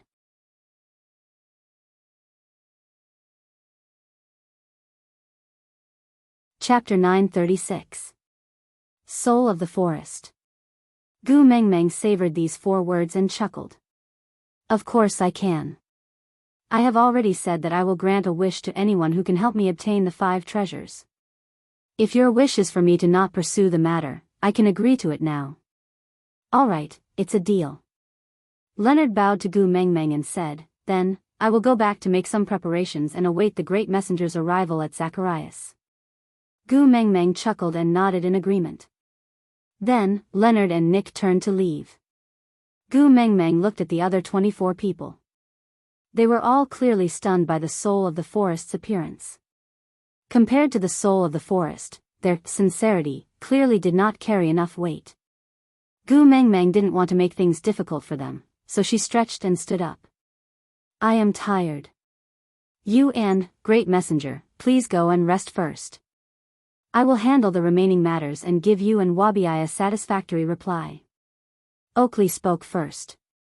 Gu Mengmeng thought for a moment and didn't reject him. She only responded with a before allowing Elvis to carry her away. Wabi-ai had no patience for such friendly negotiations. If Gu Mengmeng wasn't sitting here, he wouldn't have bothered to listen to their nonsense. Now that Gu Mengmeng had left, he naturally followed suit. Back at the stone castle, Leah said to Elvis, Zacharias is near the stray beast base camp. We should stay at the stray beast base camp, in case there are any overconfident fellows trying to impress Mengmeng with their presence. Elvis nodded. That's what I thought too. Gu Mengmeng asked Wabi-ai, little shit, are you still going to accompany me this time? Wabi-ai nodded. The previous kiss of the ocean was filled with poisonous fog and swamps. Who knows what will happen this time? If I know you are going to take the risk, I will definitely accompany you. Otherwise, how am I going to answer to him if anything happens to you? Gu Mengmeng chuckled and asked, but don't you have to return to the Snake King Valley to explain what happened this time? After all, this is the first time in 1,000 years that an outsider has infiltrated the valley and killed the people of the Snake King Valley. No matter what, this is a big matter. Wabi-ai stared coldly at Gu Mengmeng. He seemed to have thought for a moment before nodding his head lazily in annoyance. Yeah, I have to go back and inform them. Gu Mengmeng said, then you should go and settle the matters of the Snake King Valley first. After all, the Snake King Valley and Zacharias are not in the same direction. Wabi-ai rolled his eyes and rapped Gu Mengmeng's head. Those who want to help you are all on the way. Those who value you are not busy day or night. Gu Mengmeng was really touched by Wabi-ai. She pounced forward and hugged him, looking up at him. Little shit, you have really become intelligent. You can even speak like a human, scram. Wabi-ai roared. I'm kind enough to be your bodyguard. How dare you say that about me? Gu Mengmeng giggled. All right. Don't be angry. I know you are a warm guy. Wabi-ai squinted at Gu Mengmeng for 2 seconds. Then, he roared, don't think that I don't know you are scolding me in a roundabout way just because you are smiling. A warm guy is definitely not saying anything nice. Can't you say anything nice about me? Gu Mengmeng shrugged helplessly. After all, a warm guy in the eyes of males was equivalent to a green tea bitch in the eyes of females. So Wabi-ai's words were not wrong. But little shit, Gu Mengmeng was sincerely praising you this time. Aside from the topic, Wabi-ai, Gu Mengmeng, I treat you as a friend. Why are you treating me as a warm guy? Gu Mengmeng shrugged helplessly. I am really not scolding you this time, why don't you believe me?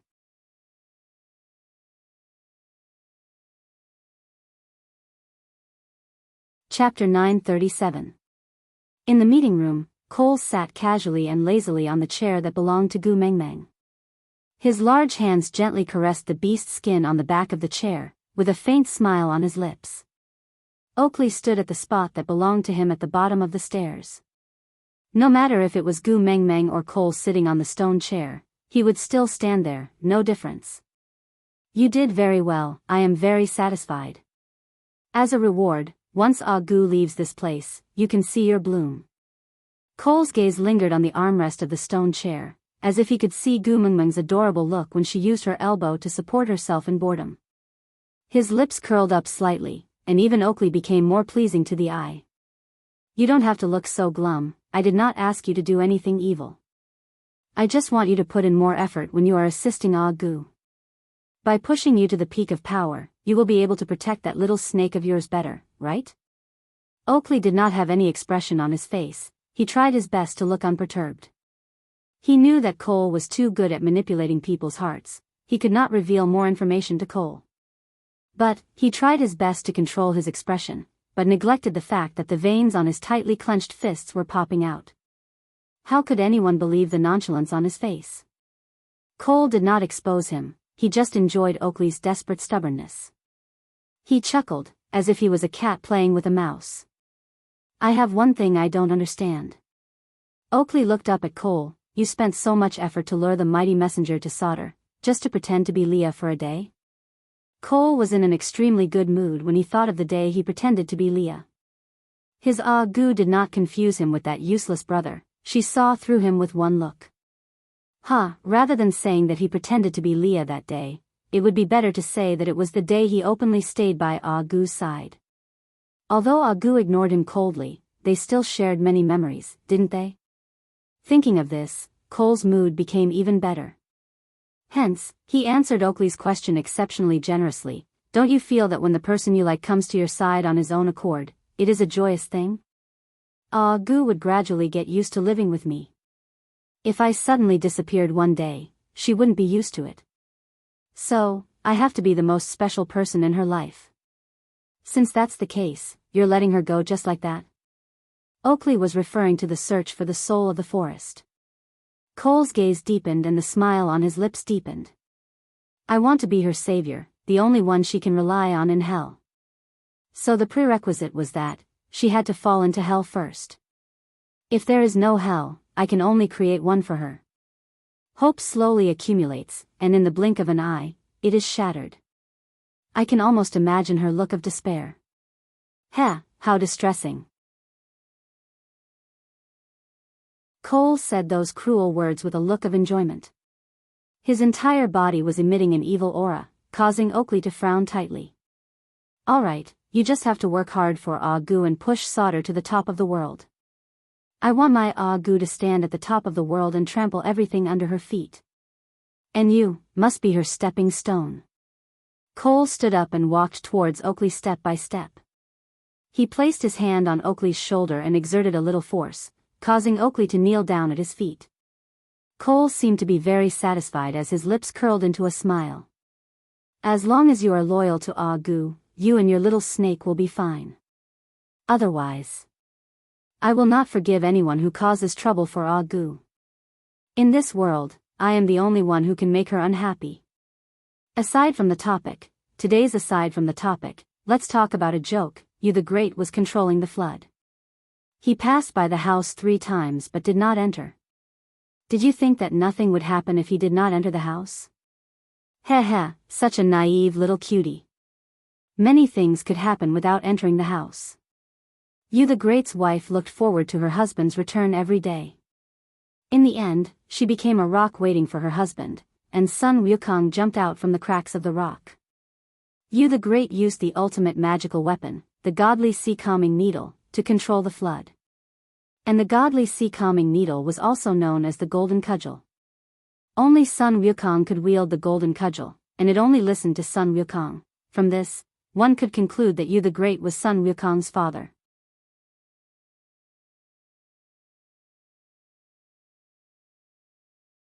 Chapter 938. Before Gu Mengmeng left, she went to see Sandy.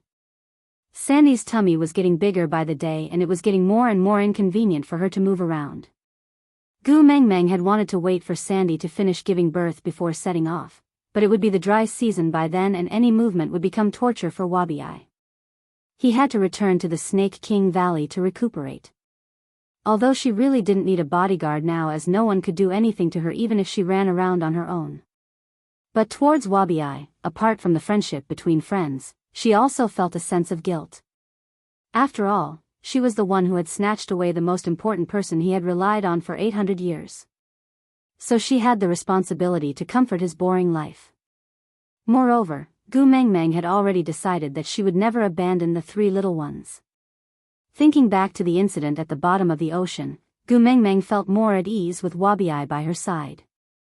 After all, if anything happened, Elvis would definitely protect her first.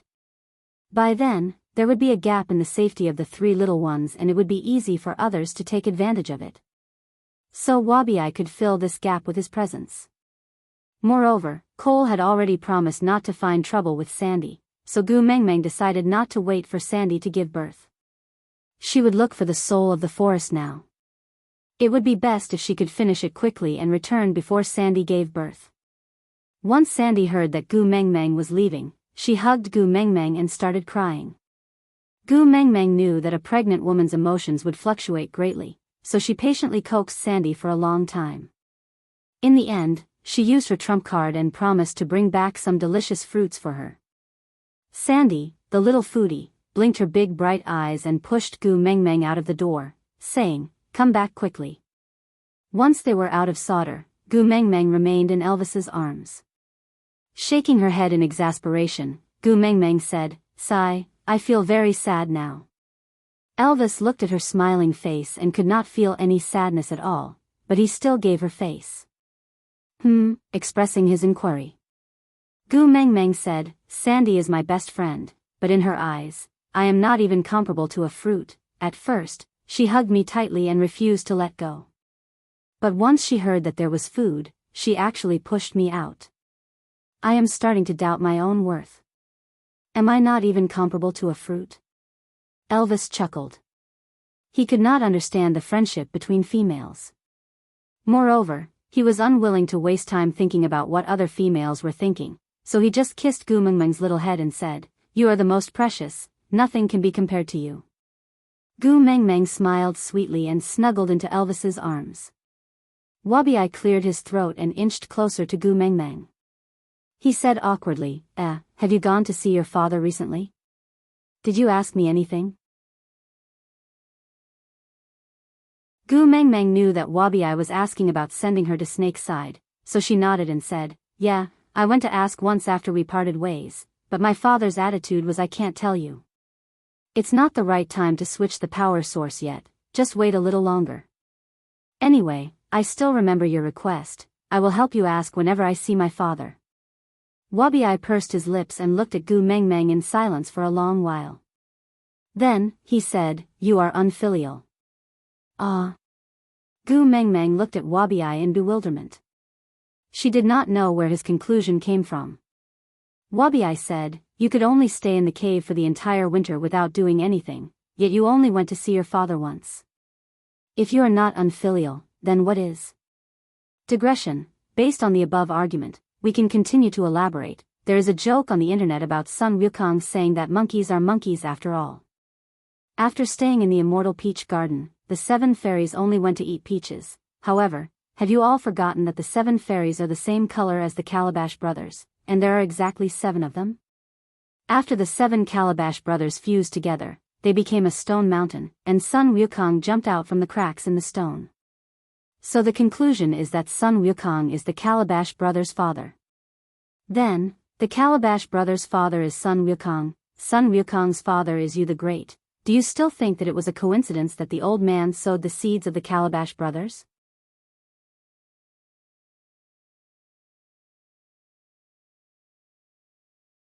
Chapter 939. Gu Mengmeng rolled her eyes. What else could she not understand? Wabiai merely wanted her to visit the beast deity a few more times and ask him when he could send him to Snake's side. But understanding was one thing. Gu Mengmeng felt that when Wabiai came knocking on her door, she would feel uncomfortable if she didn't rebuke him. So he cleared his throat and said, "Sigh, my old man is the Lord Beast God, he must be very busy. Do you think everyone in the world is as idle as you? Your greatest joy is looking for a beating, and your greatest skill is pretending to be shit? You." Wabiai was rendered speechless by Gu Mengmeng's retort. He couldn't think of any rebuttal and just waved his hands. "You are unfilial anyway. Gu Mengmeng twitched her lips and said, "Then tell me, how many times have you accompanied your father in the past 800 years? If you're more than me, I'll admit that you're filial."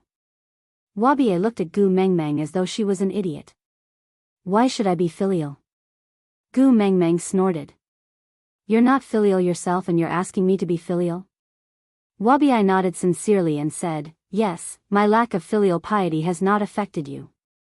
But your lack of filial piety has affected me. You are so shameless and self-righteous." Gu Mengmeng looked at Wabiye with an amused and angry expression. Wabiye didn't mind. He shrugged his shoulders and said, "It's still a few days before we reach Zacharias. Since there's nothing much to do, go to sleep." Gu Mengmeng straightened her neck and said, "This is my first time bringing my son out, how can I sleep?" "I'm not sleeping." Wabiye narrowed his eyes and said with a dark face, "Are you going to sleep or not? If you don't sleep, I'll eat your son." Gu Mengmeng gave him a, "I don't believe you," smile and said, "Go ahead and eat them. After you eat them, I will tell Snake that you bullied me and forced me into a dead end. Let's see how you will face him in the future. Aren't you shameless?" Wabiye pointed at Gu Mengmeng's nose and stomped his foot. But Gu Mengmeng smiled like the cute and charming antagonist in Pokemon, Team Rocket. "Ha ha ha, don't you know? Mr. Kong had said many years ago that only women and vile people were difficult to raise. A woman's shamelessness is also a kind of charm." Wabiye gritted his teeth, wishing he could strangle Gu Mengmeng to death. He opened and closed his hands around Gu Mengmeng's neck, but he could not bring himself to strangle it. Gu Mengmeng was completely unafraid of Wabiye's threat. Not only did she not hide, she even deliberately stuck out her neck and asked with a grin, "Are you going to pinch me or not? If you want to pinch me, you have to be quick. It's tiring to stretch like this." Wabiye's face turned green with anger. Shaking his hands, he straightened his neck and said, "You think I'll do it just because you want me to? How embarrassing would that be for me?" Gu Mengmeng laughed heartily and patted Wabiye's shoulder. Wabiye was sent flying far away and only came to a stop after flying 7 to 8 steps. On the other hand, Gu Mengmeng did not feel any sense of guilt from beating someone up. She just smiled and dusted off her hands, saying, "Little shit is really different after becoming a demon. He even knows how to save his face. Ha ha ha. Gu Meng. Wabiye rolled to his feet and chased after her. He raised his hand to hit Gu Mengmeng, but Gu Mengmeng just smiled at him with a "hit me if you have the guts" attitude. Wabiye was so angry that he swung his fists at the air, but ultimately did not land a punch on Gu Mengmeng. Initially, Elvis would still guard against Wabiye's mischief, fearing that Gu Mengmeng would really attack her. But after so many times, Elvis no longer dared to even lift his eyelids at Wabiye. He just focused on watching Gu Mengmeng pranking him, his face filled with adoration. Digression.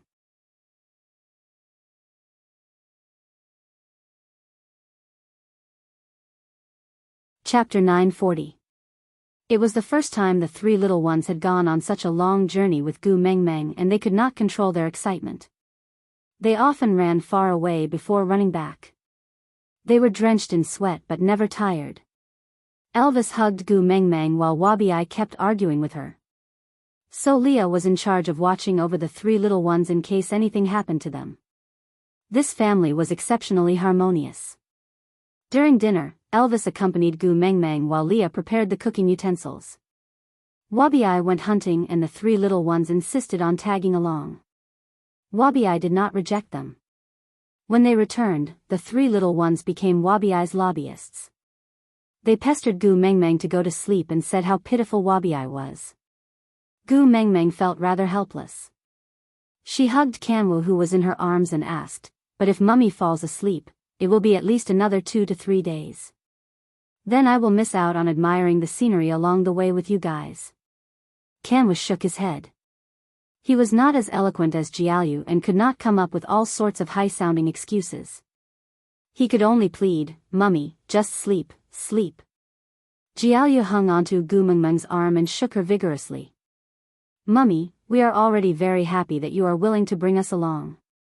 As long as we can accompany Mummy, all the scenery will be beautiful and pleasant.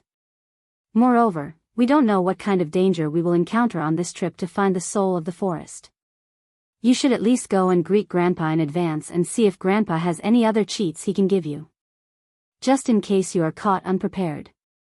Gu Mengmeng really did not know what benefits Wabi-Ai had given to the three little ones for them to speak up for him so wholeheartedly. But Jiaoyu's words made sense. The kiss of the beast deity that her lonely father had given her had been a huge part of the success of her previous trip to find the kiss of the ocean. Otherwise, she would be a useless baby the moment she entered the water. Not to mention fighting, even staying alive would be a problem. This time, she did not know what she was going to face. Perhaps she should really go and get some pocket money. Heaving a sigh of relief, Gu Mengmeng nodded. All right, I understand. Mummy will go and ask Grandpa if there is anything I need to take note of. But while I am going to look for Grandpa, the three of you must behave yourselves. Don't make Father Beast and Father Leah angry, understand? Jiaoyu nodded heavily and said, Mother, don't worry. We are not fools and will not provoke a lunatic. Gu Mengmeng face-bombed and asked the heavens speechlessly, can the image of a husband in his son's heart still be salvaged? Elvis did not seem to take Jiaoyu's words to heart. No, it was not as if he really did not take it to heart. In this world, he only cared about how Gu Mengmeng saw and thought of him. As for the others, even if they were his biological sons, he did not care. Gu Mengmeng leaned into Elvis's arms and said, Hubby, after dinner, I'll accompany my lonely old man to watch television. Also, ask him about the soul of the forest. Elvis caressed Gu Mengmeng's little head and kissed the top of her head. His voice was mellow and filled with affection. Like a cello playing, it was melodious and full of charm. Eat more for dinner. Leave the rest to me. Yeah. Gu Mengmeng nodded and snuggled deeper into Elvis's arms.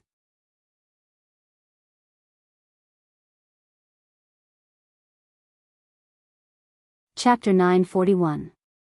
The white fog dispersed, revealing a two-seater wooden chair in the shade. The beast deity sat there with his eyes closed and his head raised, just like an artistic youth sunbathing in the park. Gu Mengmeng felt very awkward at first to call him daddy when facing such a face, but as time went by, she got used to it. Daddy, Gu Mengmeng sat beside the beast deity and smiled at him. The beast deity seemed to have known that Gu Mengmeng was back and answered in a daze, my daughter is back. Gu Mengmeng glanced sideways at the beast deity and asked, you look very tired. The beast deity smiled and shook his head, saying, nothing much, I just went to listen to the holy teachings. In the words of your world, it's called a meeting and listening to the leader's speech. Gu Mengmeng chuckled and said, then you should be tired. It's nothing, having my daughter watching television with me is enough to relieve my tiredness. With that, he smiled and raised his hand to wave, but suddenly stopped and said, I will give you your pocket money after watching television. Gu Mengmeng really felt that she was an unfilial daughter. It seemed like she did not even need to say anything for the lonely old man in her house to know that she was back to live off his parents. In the future, should she come back to visit when she was free? After all, she had called him daddy for so long, did she really want to be a strawberry who only returned home when she was short of money? The beast deity nodded and then waved his hand, dispersing the white fog in front of them. The scene was the canteen of Gu Mengmeng's previous university. Snake pulled Gu Mengmeng to sit by the window in the canteen and the two of them faced the window and sat side by side.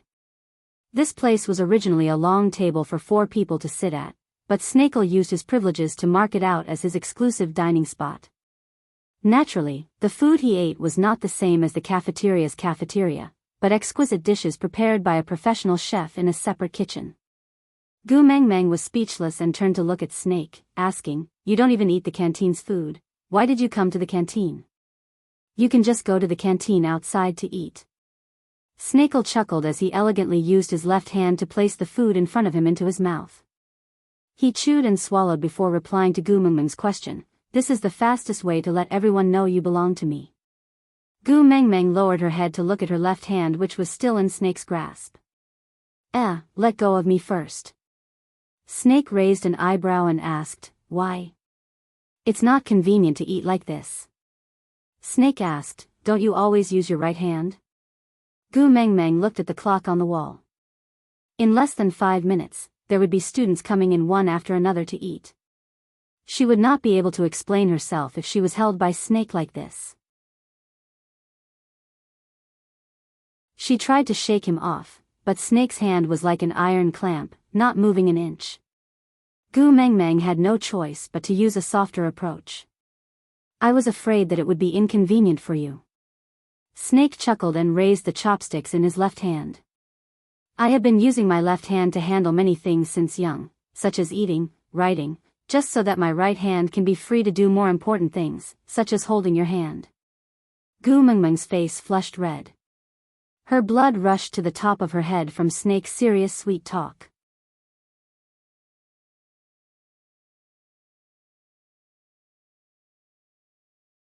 Chapter 942. Snake didn't let go. Instead, he leaned closer to Gu Mengmeng and admired her blushing face with narrowed eyes.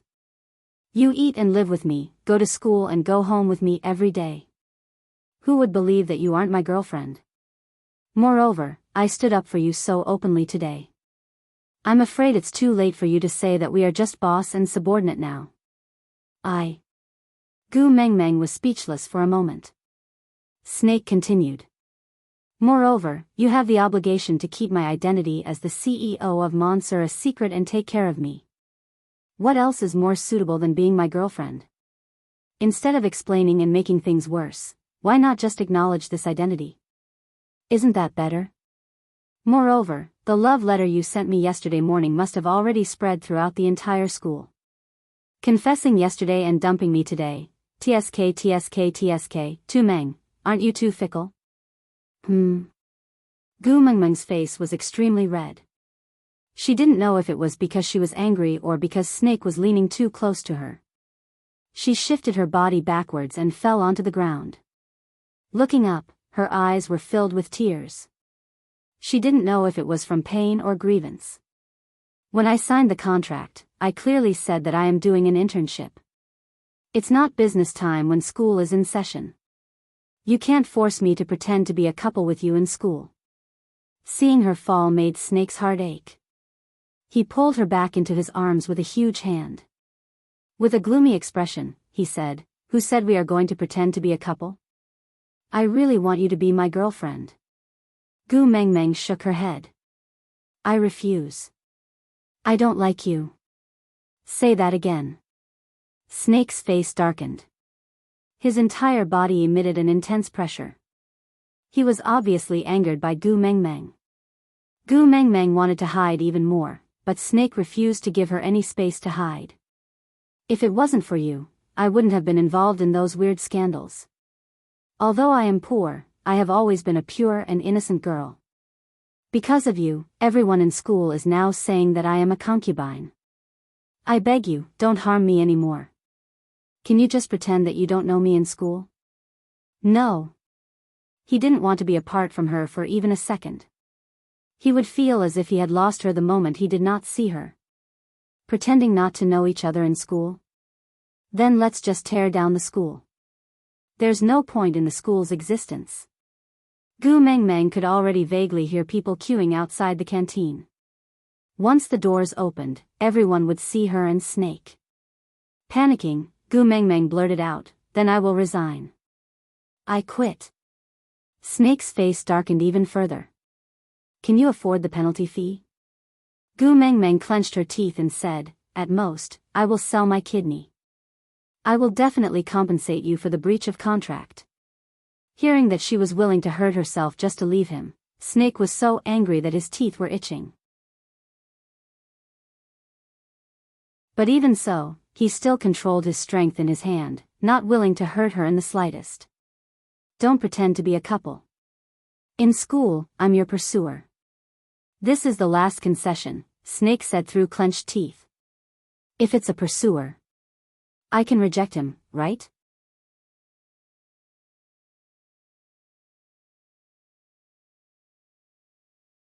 Chapter 943. Snake gritted his teeth and said, "I can let go, but if you dare to run, I will immediately use the school's broadcast system to announce that we are cohabiting, and provide the high-definition surveillance footage of us from yesterday afternoon to this morning." After saying that, Snake then tried to let go. Seeing that Gu Mengmeng really did not want to run, Snake could not help but shake his head in exasperation. Whether it was in the beast world or here, he always had to threaten her with something before she would obediently stay by his side. He could give her the best, so why couldn't she stay by his side and enjoy his love? Why did she have to push him away? "Sigh, sit down." Snake pointed to the seat beside him. Gu Mengmeng really wanted to turn around and leave, but firstly, she did not dare to cut a kidney to pay for the breach of contract, and secondly, she was really afraid that Snake would send out the surveillance footage. Everything else was fine, but the scene of her helping him shave his beard in the washroom yesterday was too ambiguous, and it would be hard for others to explain themselves if they saw it. So Gu Mengmeng lowered her noble head to reality, and followed Snake's instructions to sit beside him, but half of her butt was suspended in the air. Anyway, she just wanted to try her best to stay as far away from him as possible. Snake was also very helpless against this situation. He knew that his aggressiveness had scared her, but he had already waited long enough. Ever since he came to this world, he had been suppressing the urge to tie her up and imprison her by his side every minute and second. He really could not suppress it any longer now. The closer he was to her, the more he wanted to own her. The door of the cafeteria was pushed open, and a fierce battle over the popular dishes unfolded. However, the flames of war did not spread to their small table. There were no bodyguards or isolation belts, but no one dared to approach here. It was probably the first time the canteen was so quiet since it was opened. Everyone's gazes landed on them, as if countless X-rays were shining on them, and they could see even more clearly than when they were naked. "Are you done eating? If you are, then leave quickly." Gu Mengmeng really could not hold it in any longer. Snake glanced sideways, frowned and asked, "Is my face not good enough?" "Ah." Gu Mengmeng was confused, not understanding what Snake meant. Snake asked again, "My figure is not good?" Gu Mengmeng shook her head instinctively. She still remembered how this fellow had purposely changed his clothes in front of her this morning. Although he had only changed into a shirt, his 8-pack and clear mermaid lines were unforgettable to Gu Mengmeng, and she almost had a nosebleed. Seeing Gu Mengmeng shaking her head, not only was Snake not happy, he became even more melancholic. "Then is it because my family background is not good enough?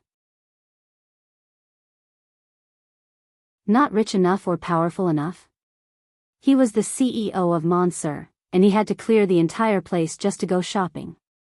Yesterday, he had spent around 2 million on clothes alone. Was he not rich enough? How would Gu Mengmeng, who had sold herself for a salary of 4,500 a month, feel? As for power, Gu Mengmeng did not know how much power Snake had, but just by looking at the attitude of the principal and the management towards him today, Gu Mengmeng could only shake her head again, her expression a little wooden. Snake's frown deepened as he turned around to face Gu Mengmeng. "Then what's wrong with me? Why don't you like me?"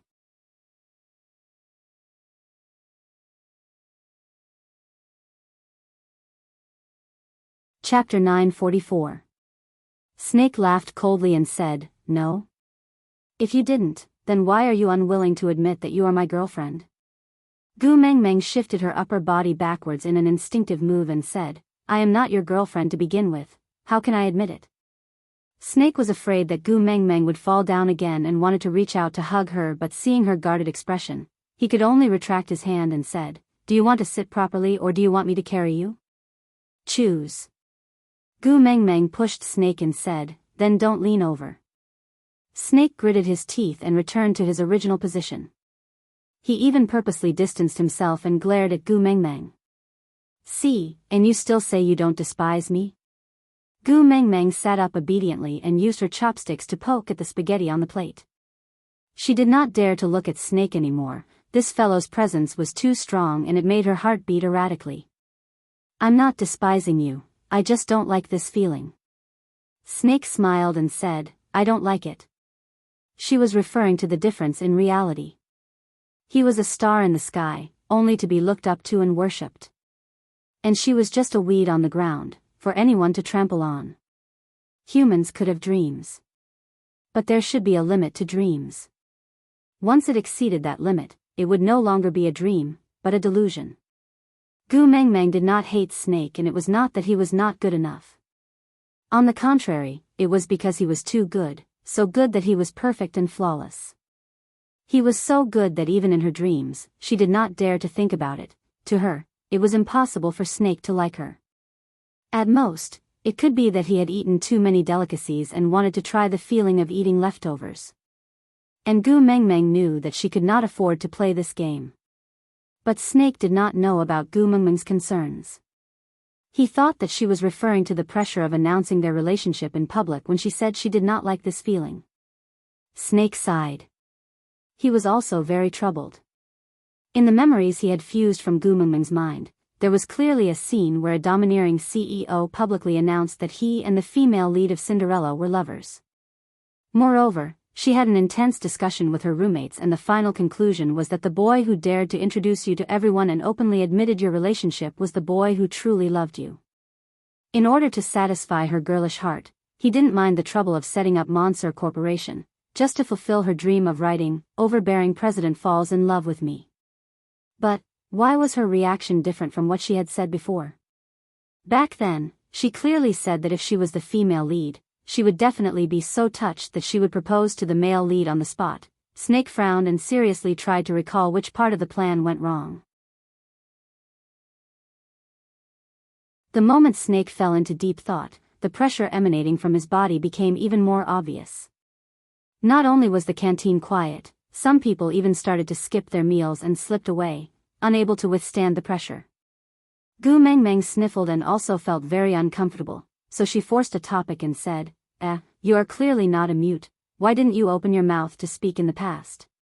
Everyone thought you were a mute."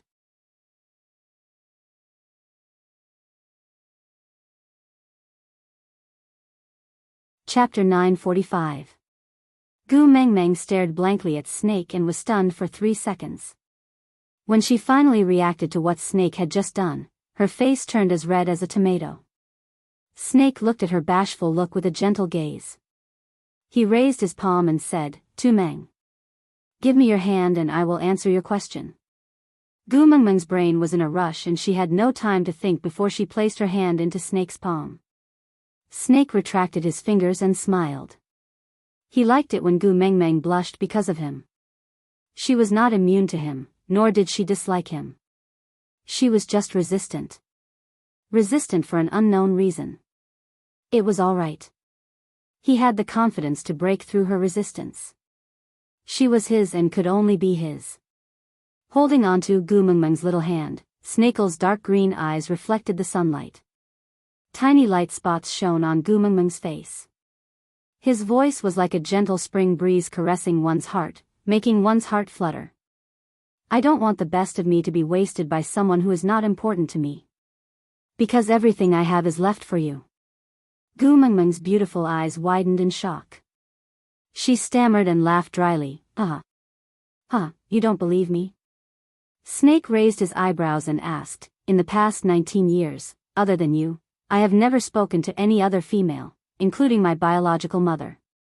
The number of times I have spoken to men can be counted on one hand. Unless necessary, I will not speak to anyone else." Gu Mengmeng believed in this point. Otherwise, Snake would not have been treated as a mute after entering the school for more than a year. Snake held Gu Mengmeng's hand tightly and said, "I have spoken more to you in the past 2 days than I have in the past 19 years combined." Gu Mengmeng was stunned and did not know how to react. "Do you still not understand? I belong to you and only you. And what belongs to you cannot be wasted on anyone else." Gu Mengmeng did not even know how she finished her meal. Her entire brain was in a state of shutdown. Snake was probably just playing around, right? Then why was he so special to her? He was not lying to her that he never spoke to anyone else. Because not only did the people in school call him the mute school hunk, even when he participated in swimming competitions in the past, none of the reporters could pry a single word out of him. So the whole world thought he was a mute. But this mute suddenly spoke one day, and he only spoke to her. Just for fun, that he had planned for 19 years? Gu Mengmeng's heart was touched at that moment. Gu Mengmeng looked up at Snake against the sunlight. She bit her lower lip and asked, "Do you like me?" Snake laughed. He laughed at Gu Mengmeng for asking him such a silly question. But if it was something she wanted to hear, he was willing to repeat it 1,000 times a day. "I like you. I like you so much that I want to give you the whole world, but it's not enough. I like you. I like you so much that I want to seal myself up and give you a pure me. I like you. I like you so much that even though I'm holding your hand right now, I still miss you. I like you. I like you to the point where I stand in a place where everyone's eyes are on me. Even if I feel uncomfortable, I still stand there, just so that you can look at me one more time. I like you. I like you so much that even if I have to abandon the whole world, I want to be your lone hero and protect you for the rest of your life." Then, what's your answer? When are you going to start liking me? Digression. Today's update came to an end with Snake's love speech attack. He gave Tu Meng some time to recover. Her heart was beating so fast that she could not reply.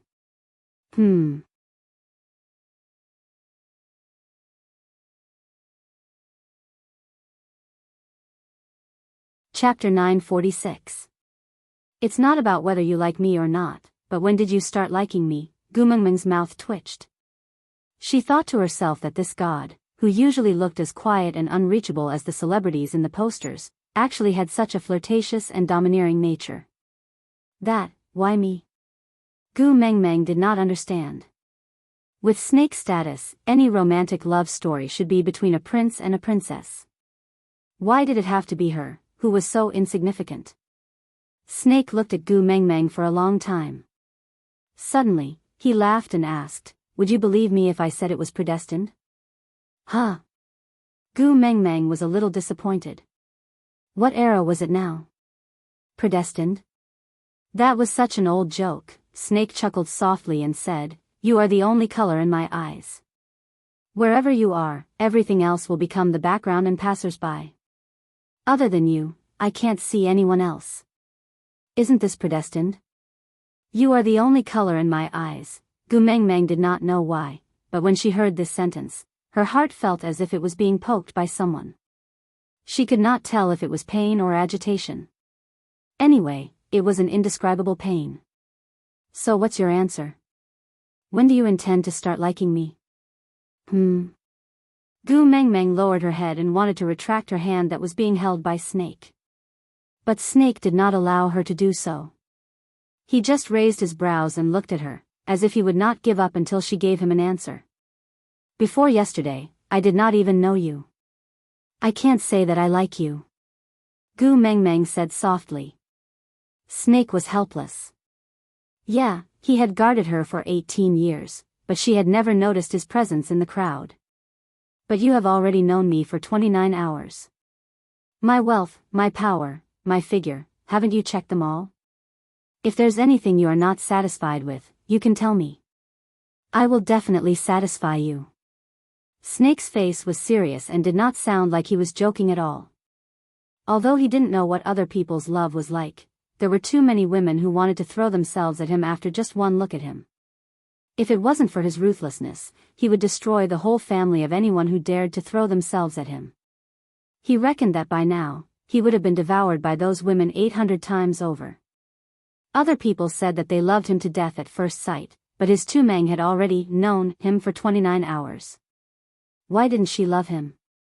Snake expressed his anxiety and really wanted to crush something to calm his emotions. Every time this happened, he missed Wabi. He was free to be thrown, beaten, kicked. Gu Mengmeng's heart was even more anxious than Snake's. Have you ever seen anyone say that they liked someone 29 hours after snatching someone's love letter? She did not know if others could do it, but she wailed in her heart, "I can't do it." Looking at Gu Mengmeng's troubled expression, Snake suppressed the frustration in his heart. In any case, they had officially met, so the position by her side could only be his. He had endured the days of watching her from afar for more than 10 years. In the future, with her accompanying him, what else could he not wait for? With one hand holding Gu Mengmeng's little hand and the other lifting her chin, Snake stared into Gu Mengmeng's eyes and said word by word, "You can slowly fall in love with me, I can wait. But remember, in this lifetime, you only have one choice, which is to like me." Off topic. You're tuning into the Journey of the Soul YouTube channel. Don't forget to subscribe and join us on this journey to catch the most captivating stories.